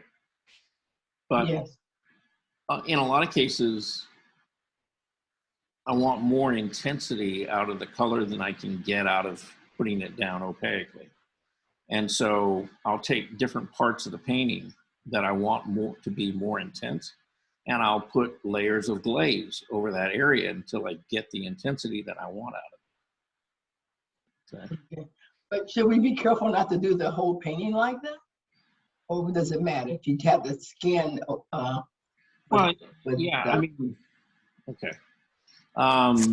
Sometimes, like areas, let's say, like in India's painting, okay. Let's just, for argument's sake or discussion's sake, let's say that the intensity of the greens and things back here and these red houses were way, way, way too intense, right? So maybe one of the things that we could do is we wanted to gray them down a little bit. So I would take maybe some green, right? Very, very thin, and start back here at the houses, probably about halfway back, and begin to glaze over those red areas with the green. Okay. Right. And then I'd let that dry, and then I'd come back in and maybe do it again, and particularly the ones here in the back. See, again, to change the color and value more and to gray these down more than this one right here, which is closer to us, right? And so, you just keep layering glazes over those areas that you want to affect. Same thing is with a portrait. You may not want to intensify, the whole face. Maybe you just want to intensify the color of the lips or maybe the color of the eyes. So you wouldn't put a glaze over everything. You just put it over the area that you want to really build up the intensity. Okay. Because Charles, I just sent you those pictures. Oh, okay. Was that India? Yeah. Oh, okay. Oh, of the flowers? Yes. Okay. All right. But look, A glaze doesn't necessarily mean that you have to cover the whole canvas. A glaze can be in a very small area, okay? Or it could be a very large area. Just depends on what you want to do. Sometimes you use glazes in certain parts of the painting to do what we call unify them, right? So let's say that I wanted to create more contrast in this building right here. And then even these, see, I wanted to, even though they're closer to us, I wanted to subdue them so that your eye went right to the blue building, right? Yes. So maybe what I would do is I would make a glaze, in this case, you know, since there's a lot of cool temperatures in there, maybe I'd pick something on the warm side, you know, either like a yellow or maybe an orange or a red orange. And I would glaze over all of the painting, including the street, except for, you know, that blue building. Mm-hmm. And what would happen is that this and all of this would begin to do what we call unify, right? There would be something that was in common with all of those. So they would kind of hold together as a shape. And then the house that we didn't glaze over would become, again, its own kind of element that would sort of stand out. Or Yeah, the focal of attention is the focal point your eye will focus on. right. Yeah. Yes. Yeah, because there'd be more contrast between this and all of this stuff out here. Because as soon as we glaze over all of this, it all becomes more similar to each other, so there's less contrast. The part that we didn't glaze over is going to stay, you know, a greater contrast to that. Okay. Okay. So there's lots of ways of using glazes. Yeah. I have a question about it in underpainting. If you did an underpainting in grays and blacks and whatever, because you thought that was the color that it was, but when you put your color on it, you realize that your underpainting was too dark. Putting more glaze on won't help with it. I got to go back and make that. I got to go back and bring it, make it lighter in the underpainting, right? Yes, you do. Oh, okay. Yeah, you want to get your underpainting right. And when you're dealing with when you're doing a grisaille or an underpainting, same thing, right? What you're really working on is you're working on your composition, your values, your proportions, you know, and generally, you know, some sense of light and dark, you know, where the light is coming from, all right? And that's what you want to get in your underpainting, right? Because once you move away from the underpainting, the only thing you want to have to deal with at that point is what's going on with the color. You know, how intense is the color in this area versus this area?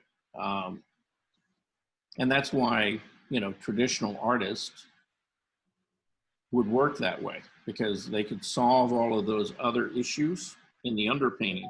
Once they had that, they didn't have to worry about it anymore. They could go to just strictly dealing with color. Okay. I had an experience that I had a great undercoating, Underpainting. Underpainting. And when I put the colors on the mix, it seems as though once they started drying, they weren't like I had perceived them to be when I painted it, and it looked like they had the different shading that the undercover had. It didn't. So I have to go back and remember my undercoating and put more darks where the darks belong, and the transitional tones and stuff.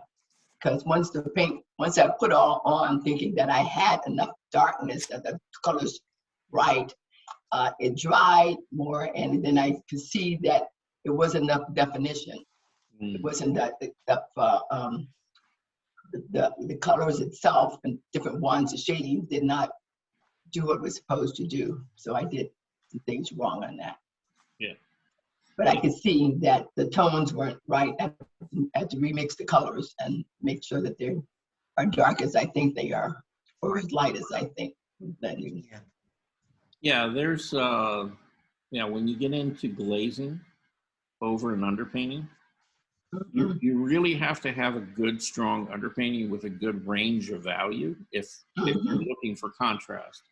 You got to have that contrast in the underpainting, because once you start in the color's not going to do it for you, okay? Because you're not dealing with value anymore there. You're dealing, just strictly with color and temperature.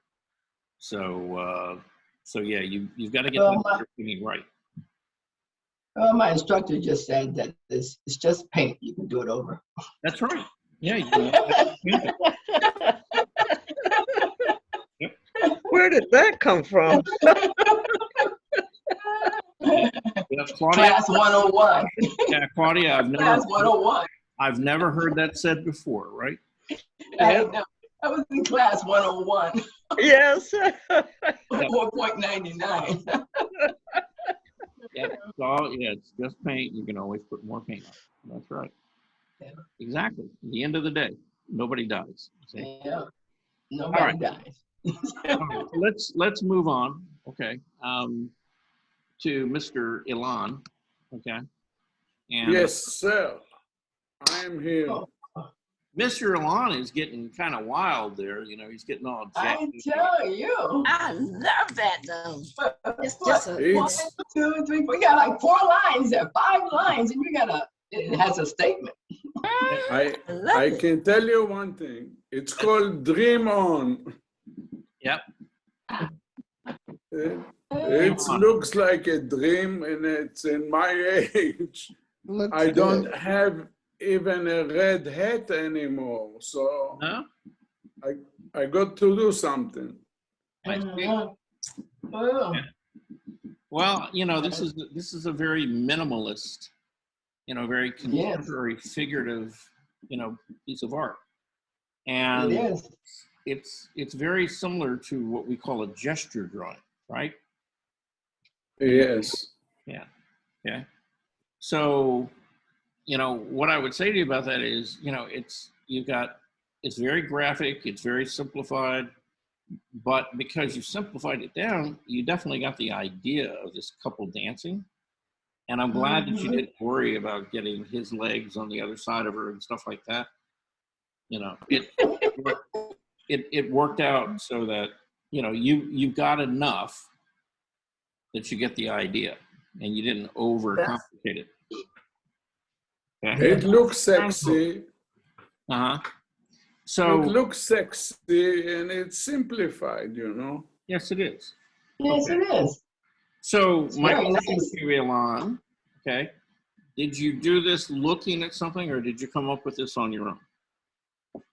No, I found it probably in my friend's website. Your friend? Meaning Google. I saw it somewhere. Okay. And I also Your friend got Google. this week, after I did it, I got an email with a movie of a couple dancing looking exactly the same. Okay. So I'm going to give you a bit of a challenge, Ilan. Okay. Okay.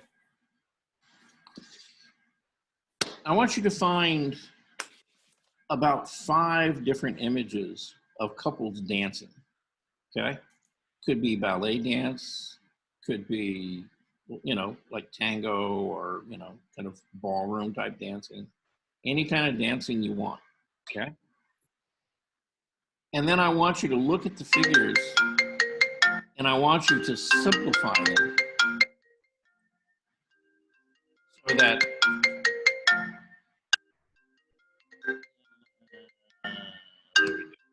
You are popular today.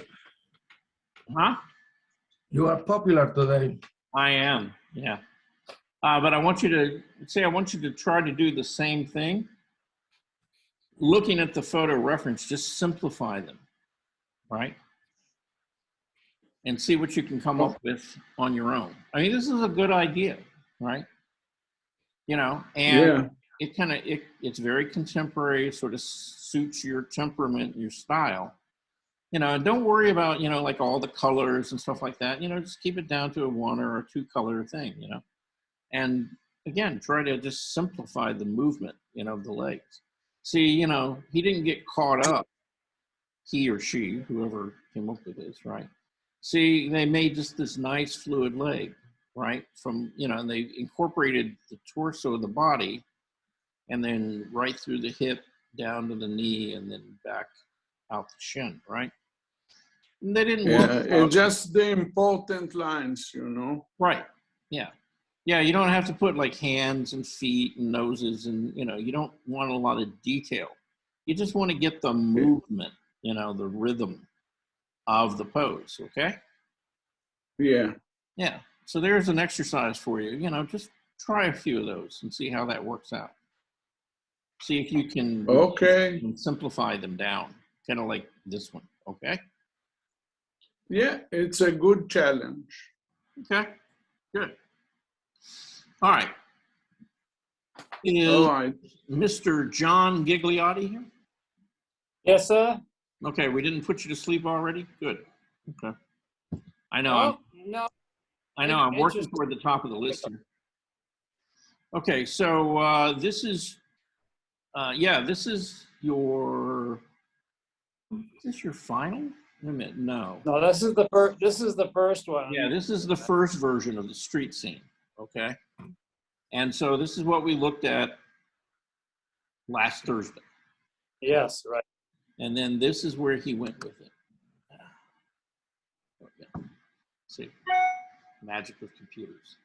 And so, you know, he's got a lot more character in the buildings, you know, a little more information. And, you know, things have got a little more weight. He's got a little more distance. You know, we want to go back to the Emerald City back there, you know, down the alley. You know, this being the Emerald City, you know. So, yes. You know, Dorothy, Toto, you know, all of us, you know, Wizard of Oz, you know, off we go, right? You know, and this kind of like India's painting, this has got a bit of kind of like a European or like maybe a South American sort of flavor to it. It doesn't look like someplace in the US. It looks like somewhere, you know, in a different part of the world. How far off am I, John? No, that is correct. I don't know where. When I saw the original picture, I don't remember where it was, but this was just basically things I did out of just design and memory, no reference after the original one. Yeah. It's a conglomerate of Mediterranean, South American architecture. Yeah. All right. Now, I like the color. I like how it kind of leads your eye back, you know, into the background. You know, you want to go back here and explore that building back there. There's only one thing I would change about it. Okay. And that is, and I'm not telling you to change it. I'm just saying I would change it. You know, your focal point and everything is really right in here, right?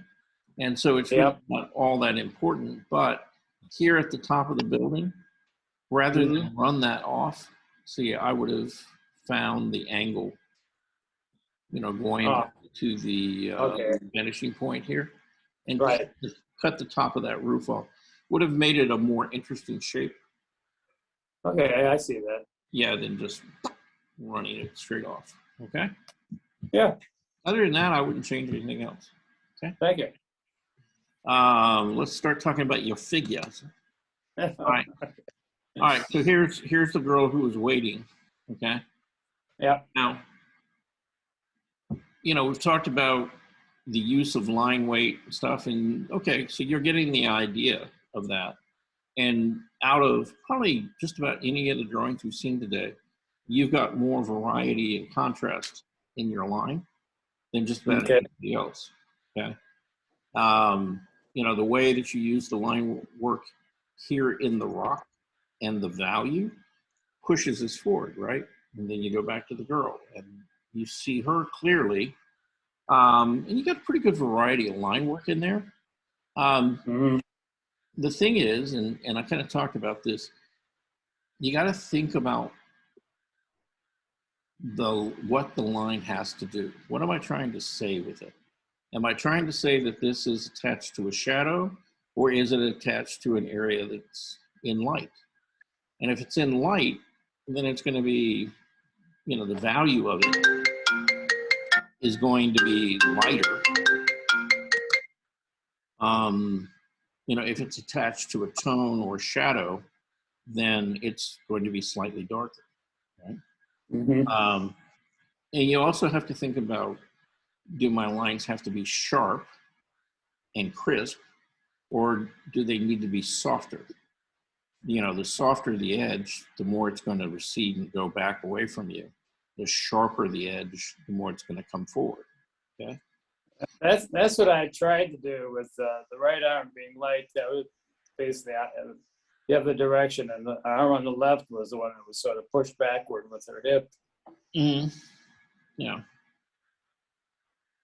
Yeah, and so like in this one, it's like you got this really dark line up here on the shoulder, right? And if that had been fairly light instead, and you kept the value of this, then it would have felt rounder and it would have turned for you. But because the value, and it's sort of the way that you applied the line is kind of about the same.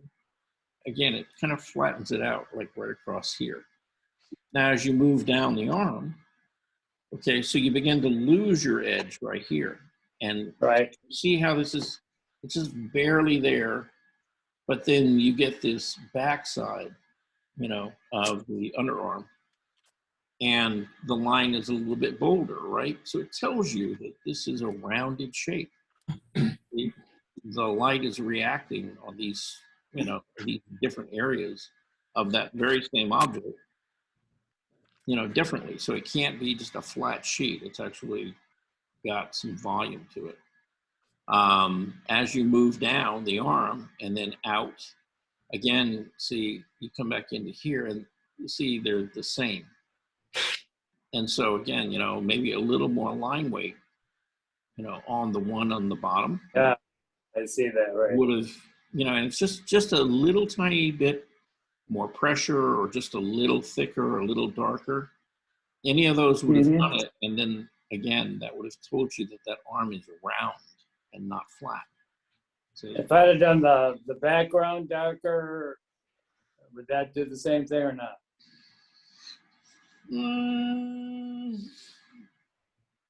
Well, the thing is, with the background, would the background stop right here, or would it continue on back? It would probably continue, yeah. Right, yeah, because it would have to kind of be on both sides. And even that, you know, this light side might have to be softer. This might have to be sharper. You see, you've got to have some kind of contrast in there. And if if the main thing is the value contrast between the value of the arm and the background, that doesn't do anything for you to address the fact that it's still a round, cylindrical form. And so, you know, as it comes to this edge, the value or the edge is going to have to change in some way to tell you that what's happening here isn't happening here. You know, they're two different things. It tells you it's round. Okay. If it were, you know, if she were a cardboard cutout, then well, you know, if she were a cardboard cutout and flat, the line on both of these edges would be the same. Right. Yeah, and so, you know, you can kind of follow that logic all the way through here, you know, and kind of look at it, you know, because you kind of repeated it a little bit on the legs here. Yeah. You know, again, you got to. That's what I was that's what I was trying to exaggerate, the thigh and the buttocks and the one. Yeah. But if you're going to do that, then, and that's okay to be that dark, but on this side, can't be that dark. They'll go lighter, okay. Yeah, because again, you know, you squint your eye down, they're about equal and flat Right. shape. Okay. When you get into your dancers, okay, see, generally a little bit better on your dancers. Okay, you got more variety from this side to this side. Okay. Then you go into the lower limb and not so much anymore. You know, you kind of flatten it all out down here. But up here, see, it works. Yeah. Yeah. Here, it's pretty close, you know. Over on the torso, again, you know, it turns because, again, the line here and on this side are different. And so, you know, you've got actually a harder edge, more contrast on this side, and it kind of pushes it forward. This kind of moves back. As far as the guy goes, again, kind of did the same thing. You know, a little bit too much the same in certain sections of it. I know that leg, right. Again, my thought here was to give her more of an outline so she come forward and be the exaggeration of her popping forward rather than him being equal. Yeah. While we're looking at this couple, Rebecca, you here?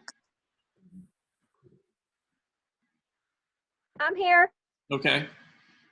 Look where the placement of the feet are. Yes. See how and yes, and the differences in the line values. Yeah, the contrast. Yeah, yeah. He's got a little more variety than you do. You know. Yes, that's fantastic. So very well done. So again, you know, where that gets planted tells you a little bit about how close she is in relationship to him. Okay. All right. Thank you. And then we have this lovely young woman. And again, Rebecca, look, see how much lower this foot is than this one? And so that really pushes that leg back. That really pushes this leg forward. I took notes on what you commented on mine, and I'm going to go back and try to rework some of the suggestions. Thank you. Okay. All right. But, okay, so, you know, you got the sense of this leg's moving forward, this one's moving back. You know, again, it's kind of that line thing. Sometimes it works out, sometimes not so much. So, so yeah, just try to be conscientious about that, you know, and think not only about, okay, you know, I'm drawing an arm or a leg, but where is the light coming from? And then how do I express what I'm seeing? If I want to tell somebody that that thigh is in light, what kind of line do I need? You know, do I need something? I'm conscious and aware of the fact that there should be different line, but I'm not quite sure how to actually put it down. I think that's my issue. Right. And so, you know, the logical thing is, if it's a dark, if you see in a dark value and it's in shadow, then you're going to make it darker, right?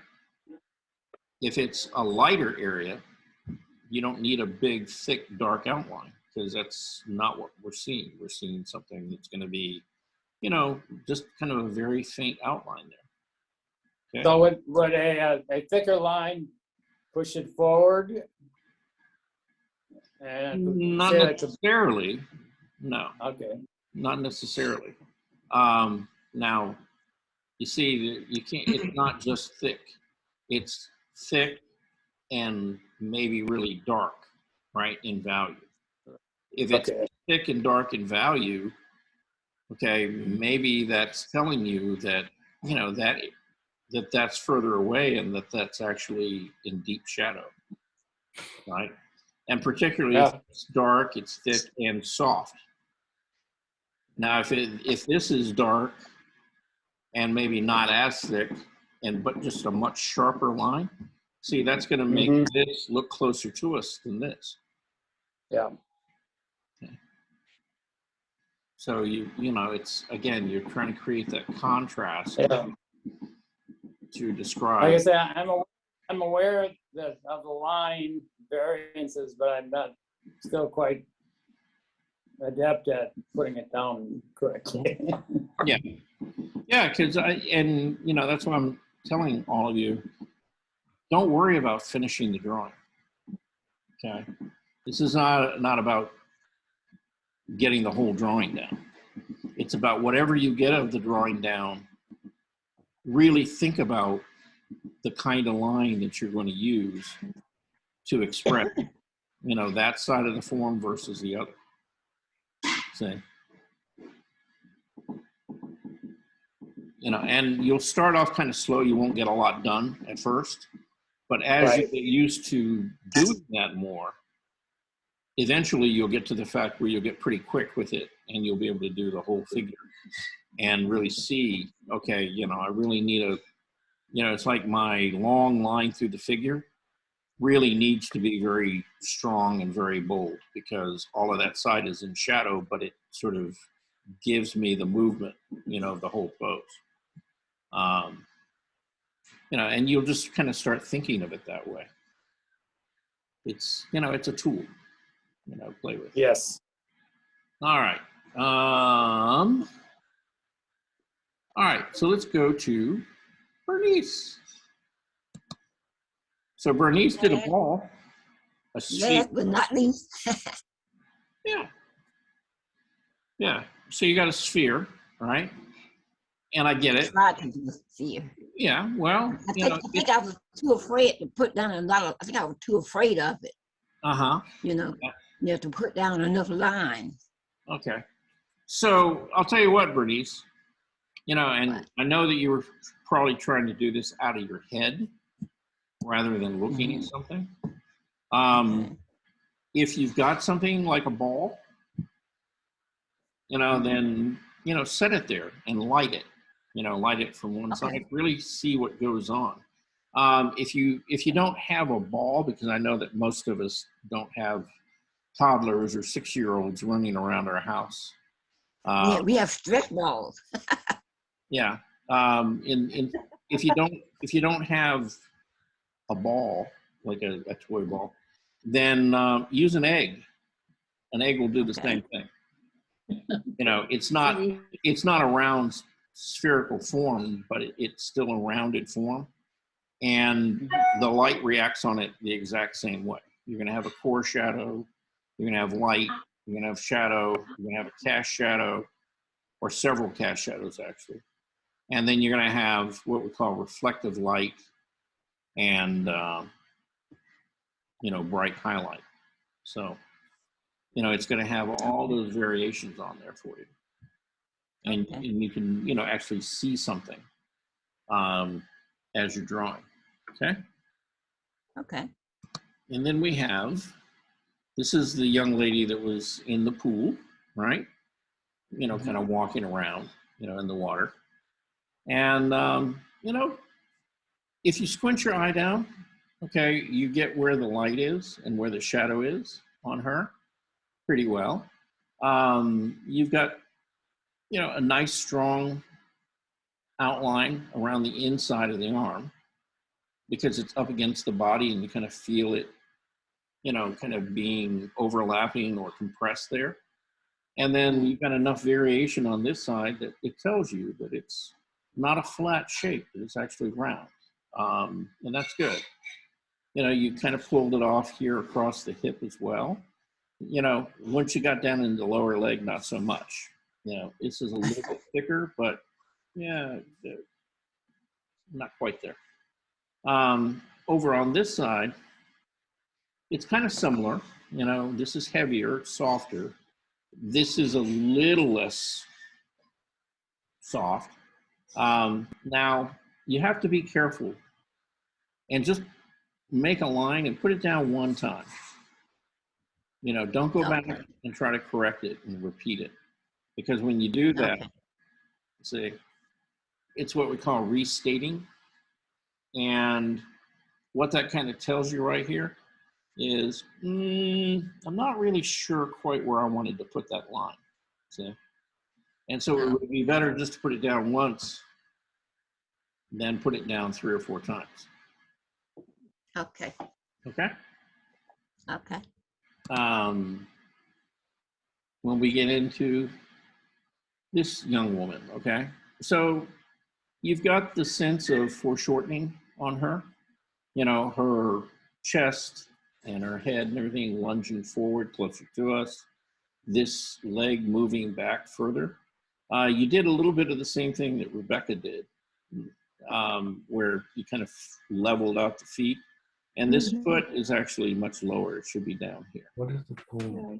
Oh, okay. Now, as far as the actual use of line, again, see, you're kind of doing the same thing on both sides of the limbs and the torso, and that can't happen. They've got to be different. They have to be different. They can't be the same. And so, again, I know this was a little bit shorter drawing, but you, again, slow down, really think about, okay, I'm going to make a line. What kind of line am I going to make? You know, is it hard? Is it soft? Is it dark? Is it light? Is it thick and really kind of fuzzy or fat? Or is it like this really sharp, you know, or very thin, little precise line? And the more you begin to start thinking about the types of line that you're making and what would be appropriate for the area that you're drawing, you know, your drawings will improve faster, okay?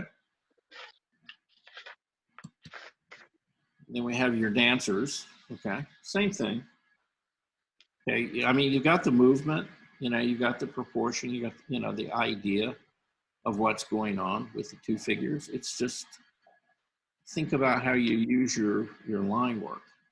Now, in this particular drawing you did. And this, I think you said that her feet would have been a lot closer to me than his. Yeah, this one right here, yeah, probably would have been down like right here.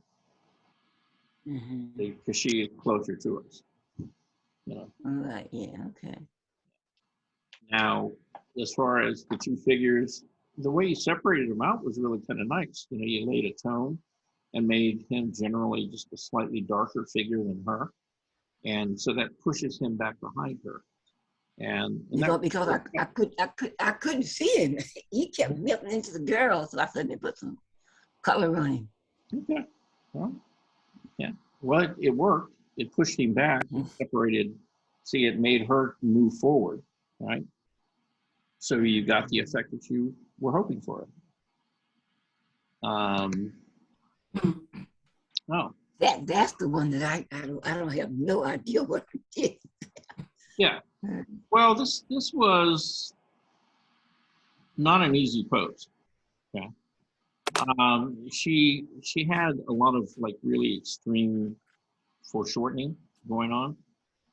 And the reason that I threw that in there, in fact, all of them, was I wanted to kind of push the idea that when you start drawing the figure, you're not just drawing the outline, you know, the outside of that leg, okay? Because if you just draw the outside, you know, you come up with what we call a contour drawing. But it doesn't describe the form. You know, the line work doesn't really tell you that, you know, her torso is a round shape here, right? Or that maybe, you know, that this leg, you know, really sits behind, you know, the abdomen and stuff here. So, you know, you're always, as you're drawing, you know, you're looking for ways of breaking across that form to describe what the actual shape of it is. You know, I mean, we would all like to think that we all have flat stomachs, but we don't, you know. I don't. No. Armando, you and I have kind of similar issues, you know. Ours is anything but flat, you know.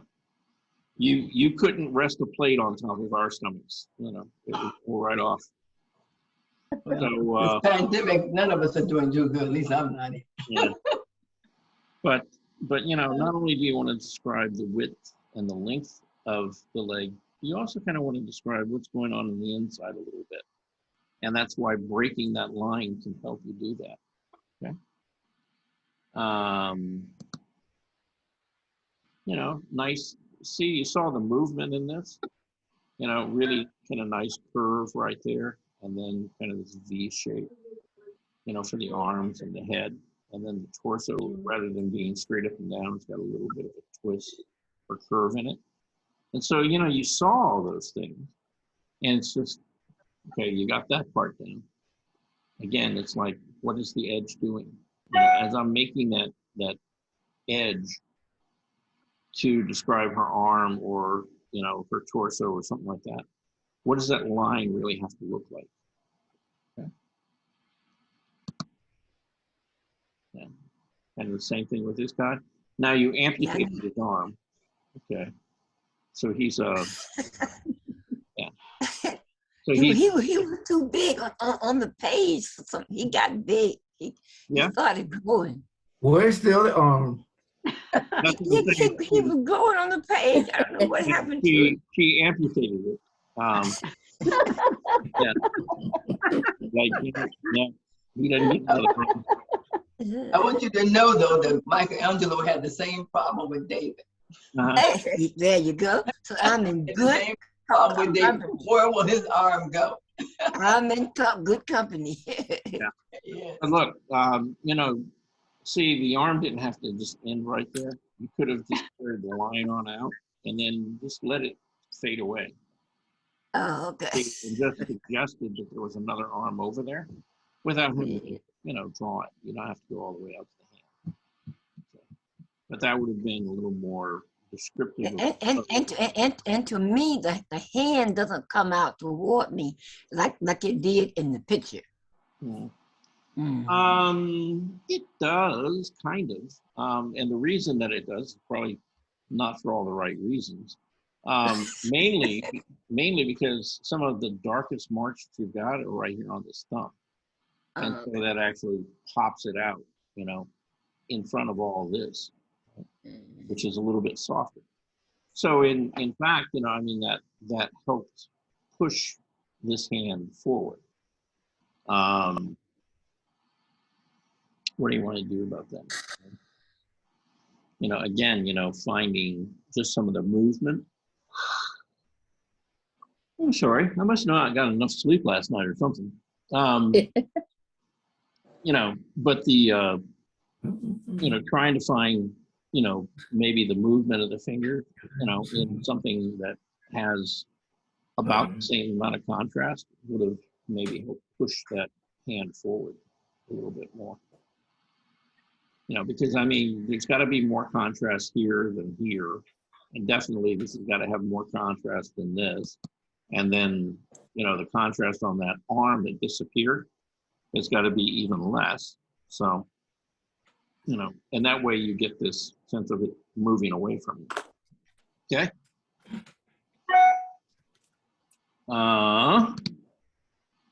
And then we have this. All right. Now this was the girl with the umbrella, and you didn't get that far on it. And the thing is, I see where you saw that this part of the figure was in shadow, as well as the inside here.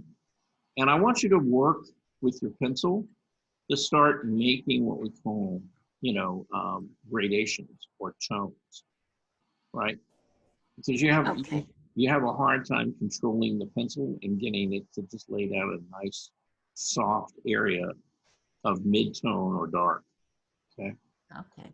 And so, you know, just kind of start at one area and shade over, you know, kind of a wide, like an inch and a half wide at least area, and see if you can't lay down a nice even tone rather than something that looks, you know, kind of broken up and scratchy. Okay. Yeah, it looks raggedy. Yeah. Yeah, it looks scratchy, right? So, you know, that's one of those things that as you draw more, you'll get better at, but you just have to practice it. It's all a matter of working with the angle of the pencil and the pressure that you're putting on it, okay? You know, and you don't even have to draw anything. You know, just practice, you know, laying down kind of a nice broad tone. And if you do that for a while, you'll get A, better at it, but B, you'll get a sense of, you know, with my hand and the mechanics, you know, my own personal hand here, you know, how broad of an area of tone can I lay down at a time comfortably? And you'll get used to that. And then you'll know, you know, it's like, okay, yeah, I can cover that area, not a problem. Or maybe I have to angle my board differently so I can really get the lines to go down in the direction I want and to be the length that I want to cover the area. So you gotta think about some of that. Oh, you know, it's 4:13 already. Wow. It's 4:15, yeah, time to go home. Yeah, it is. Okay. But guess what? That was the last piece of Bernice's that we were going to look at. Okay. And before we go away, I wanted to show you a couple of things. I won't take you through all the drawings and stuff I did. You see these two paintings right here? Okay.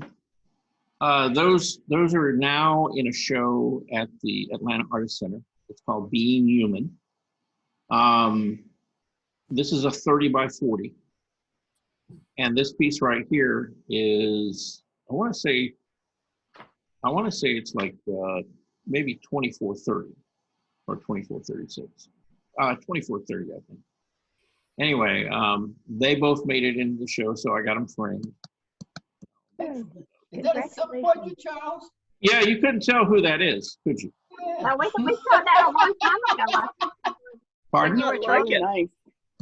Yeah, I like it, Charles. Yeah, that's Yeah. nice. I like the sun coming through. That must have been an early 6 o'clock coffee. Yeah, We've well, seen that before, when you were starting it or when you were working on it. pardon? We've seen the picture before. Mm-hmm. Yeah. Yeah, well, this is it. Okay.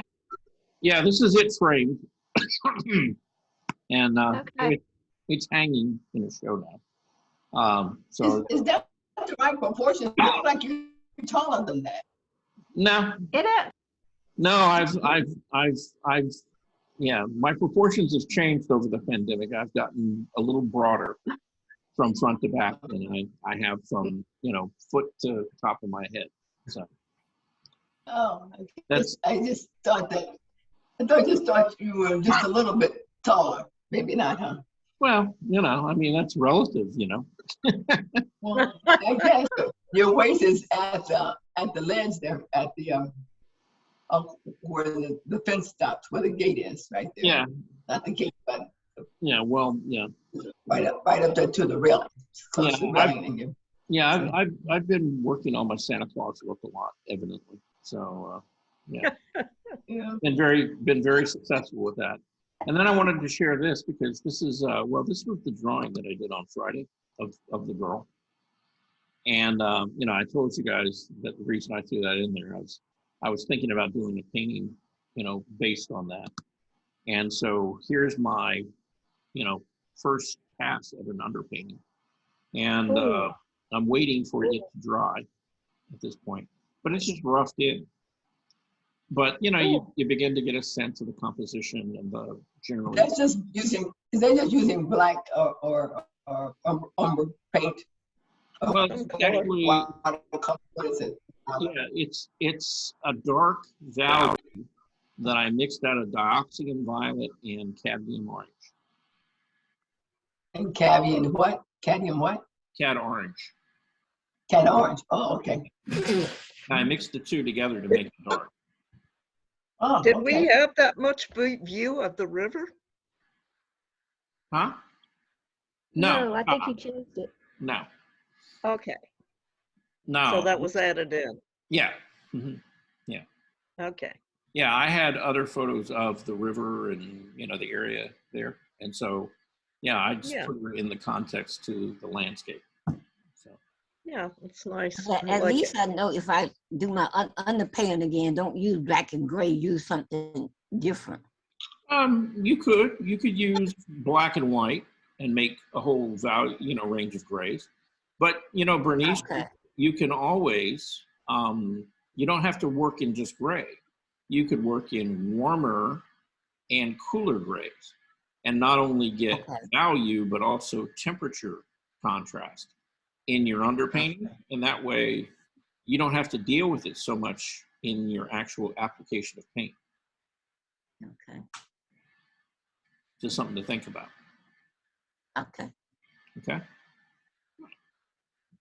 So anyway, that's, I could show you a bunch of other stuff, but we are over time. I want to see the 3 balls underneath.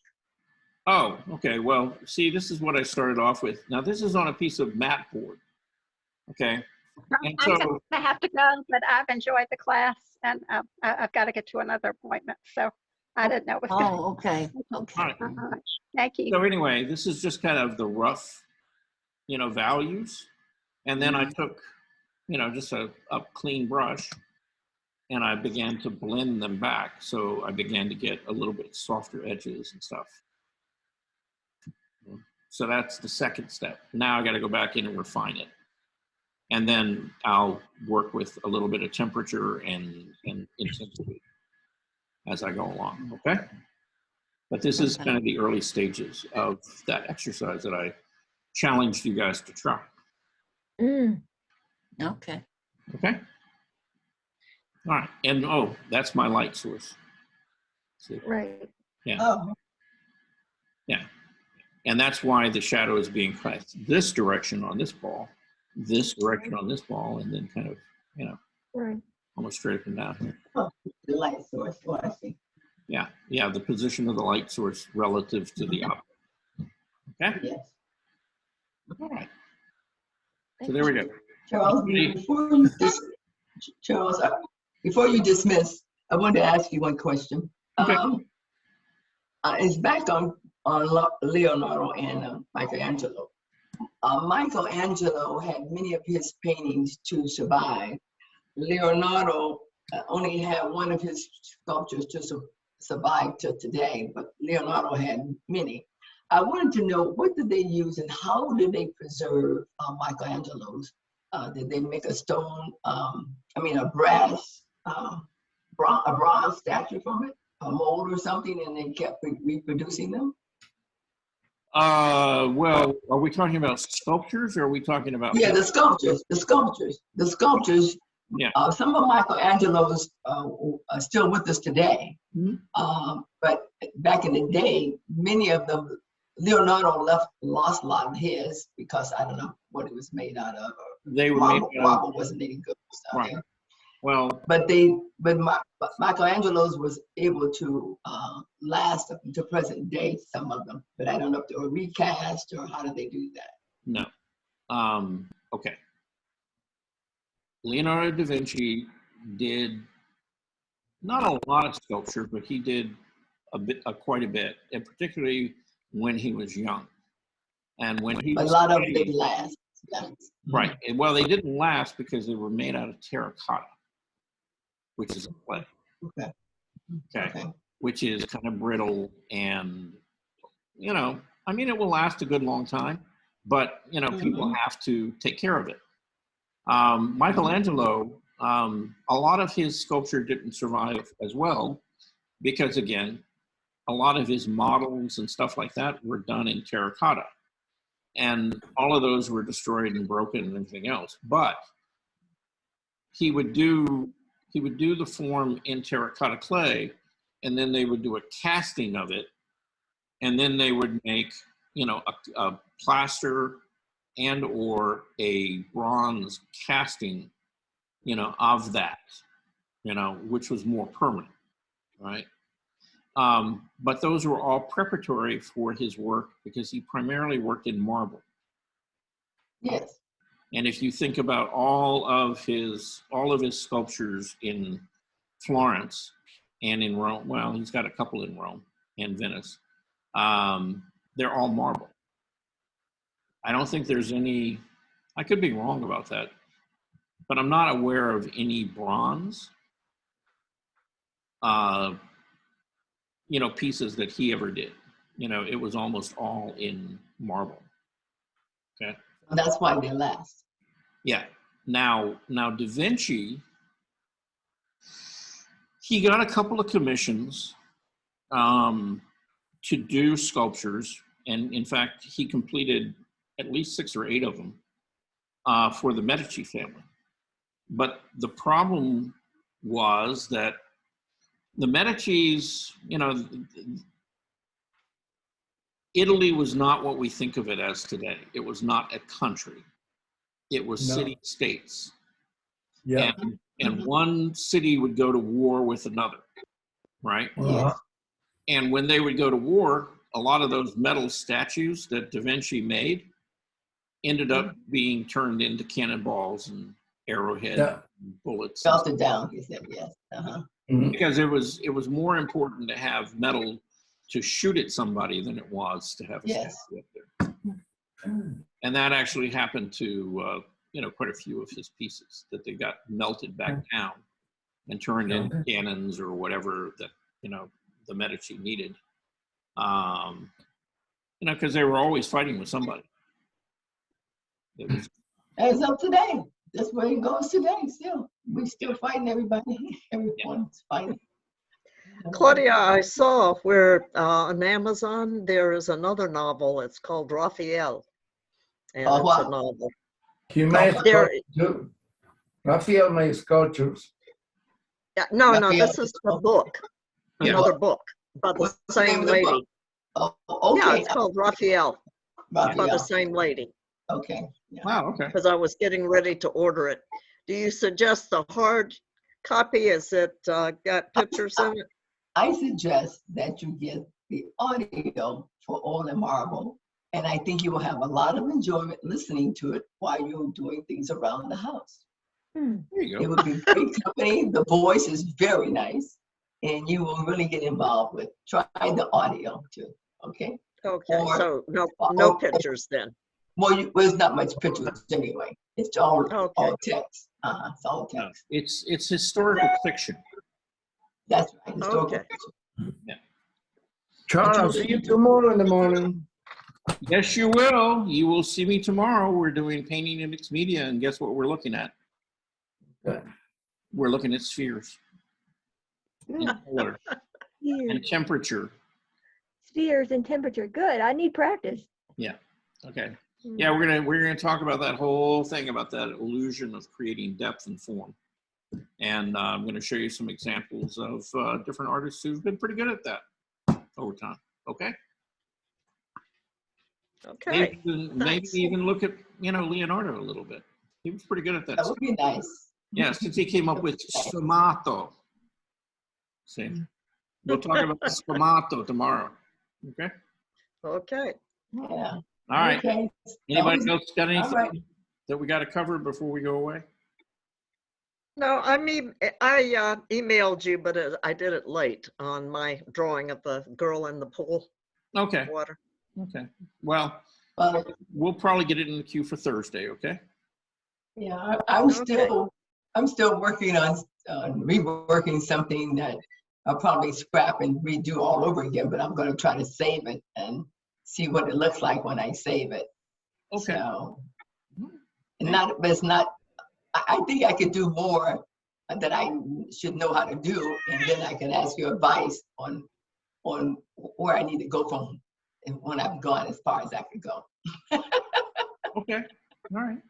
Oh, you have a cat. Look at that cat. Look at his eyes. Yeah, Mishka has to jump up here and pose. Yep. All right, everybody. Bye, Charles. Bye. Thank you. See you guys. Bye. Bye. Have a nice evening. Bye. Bye.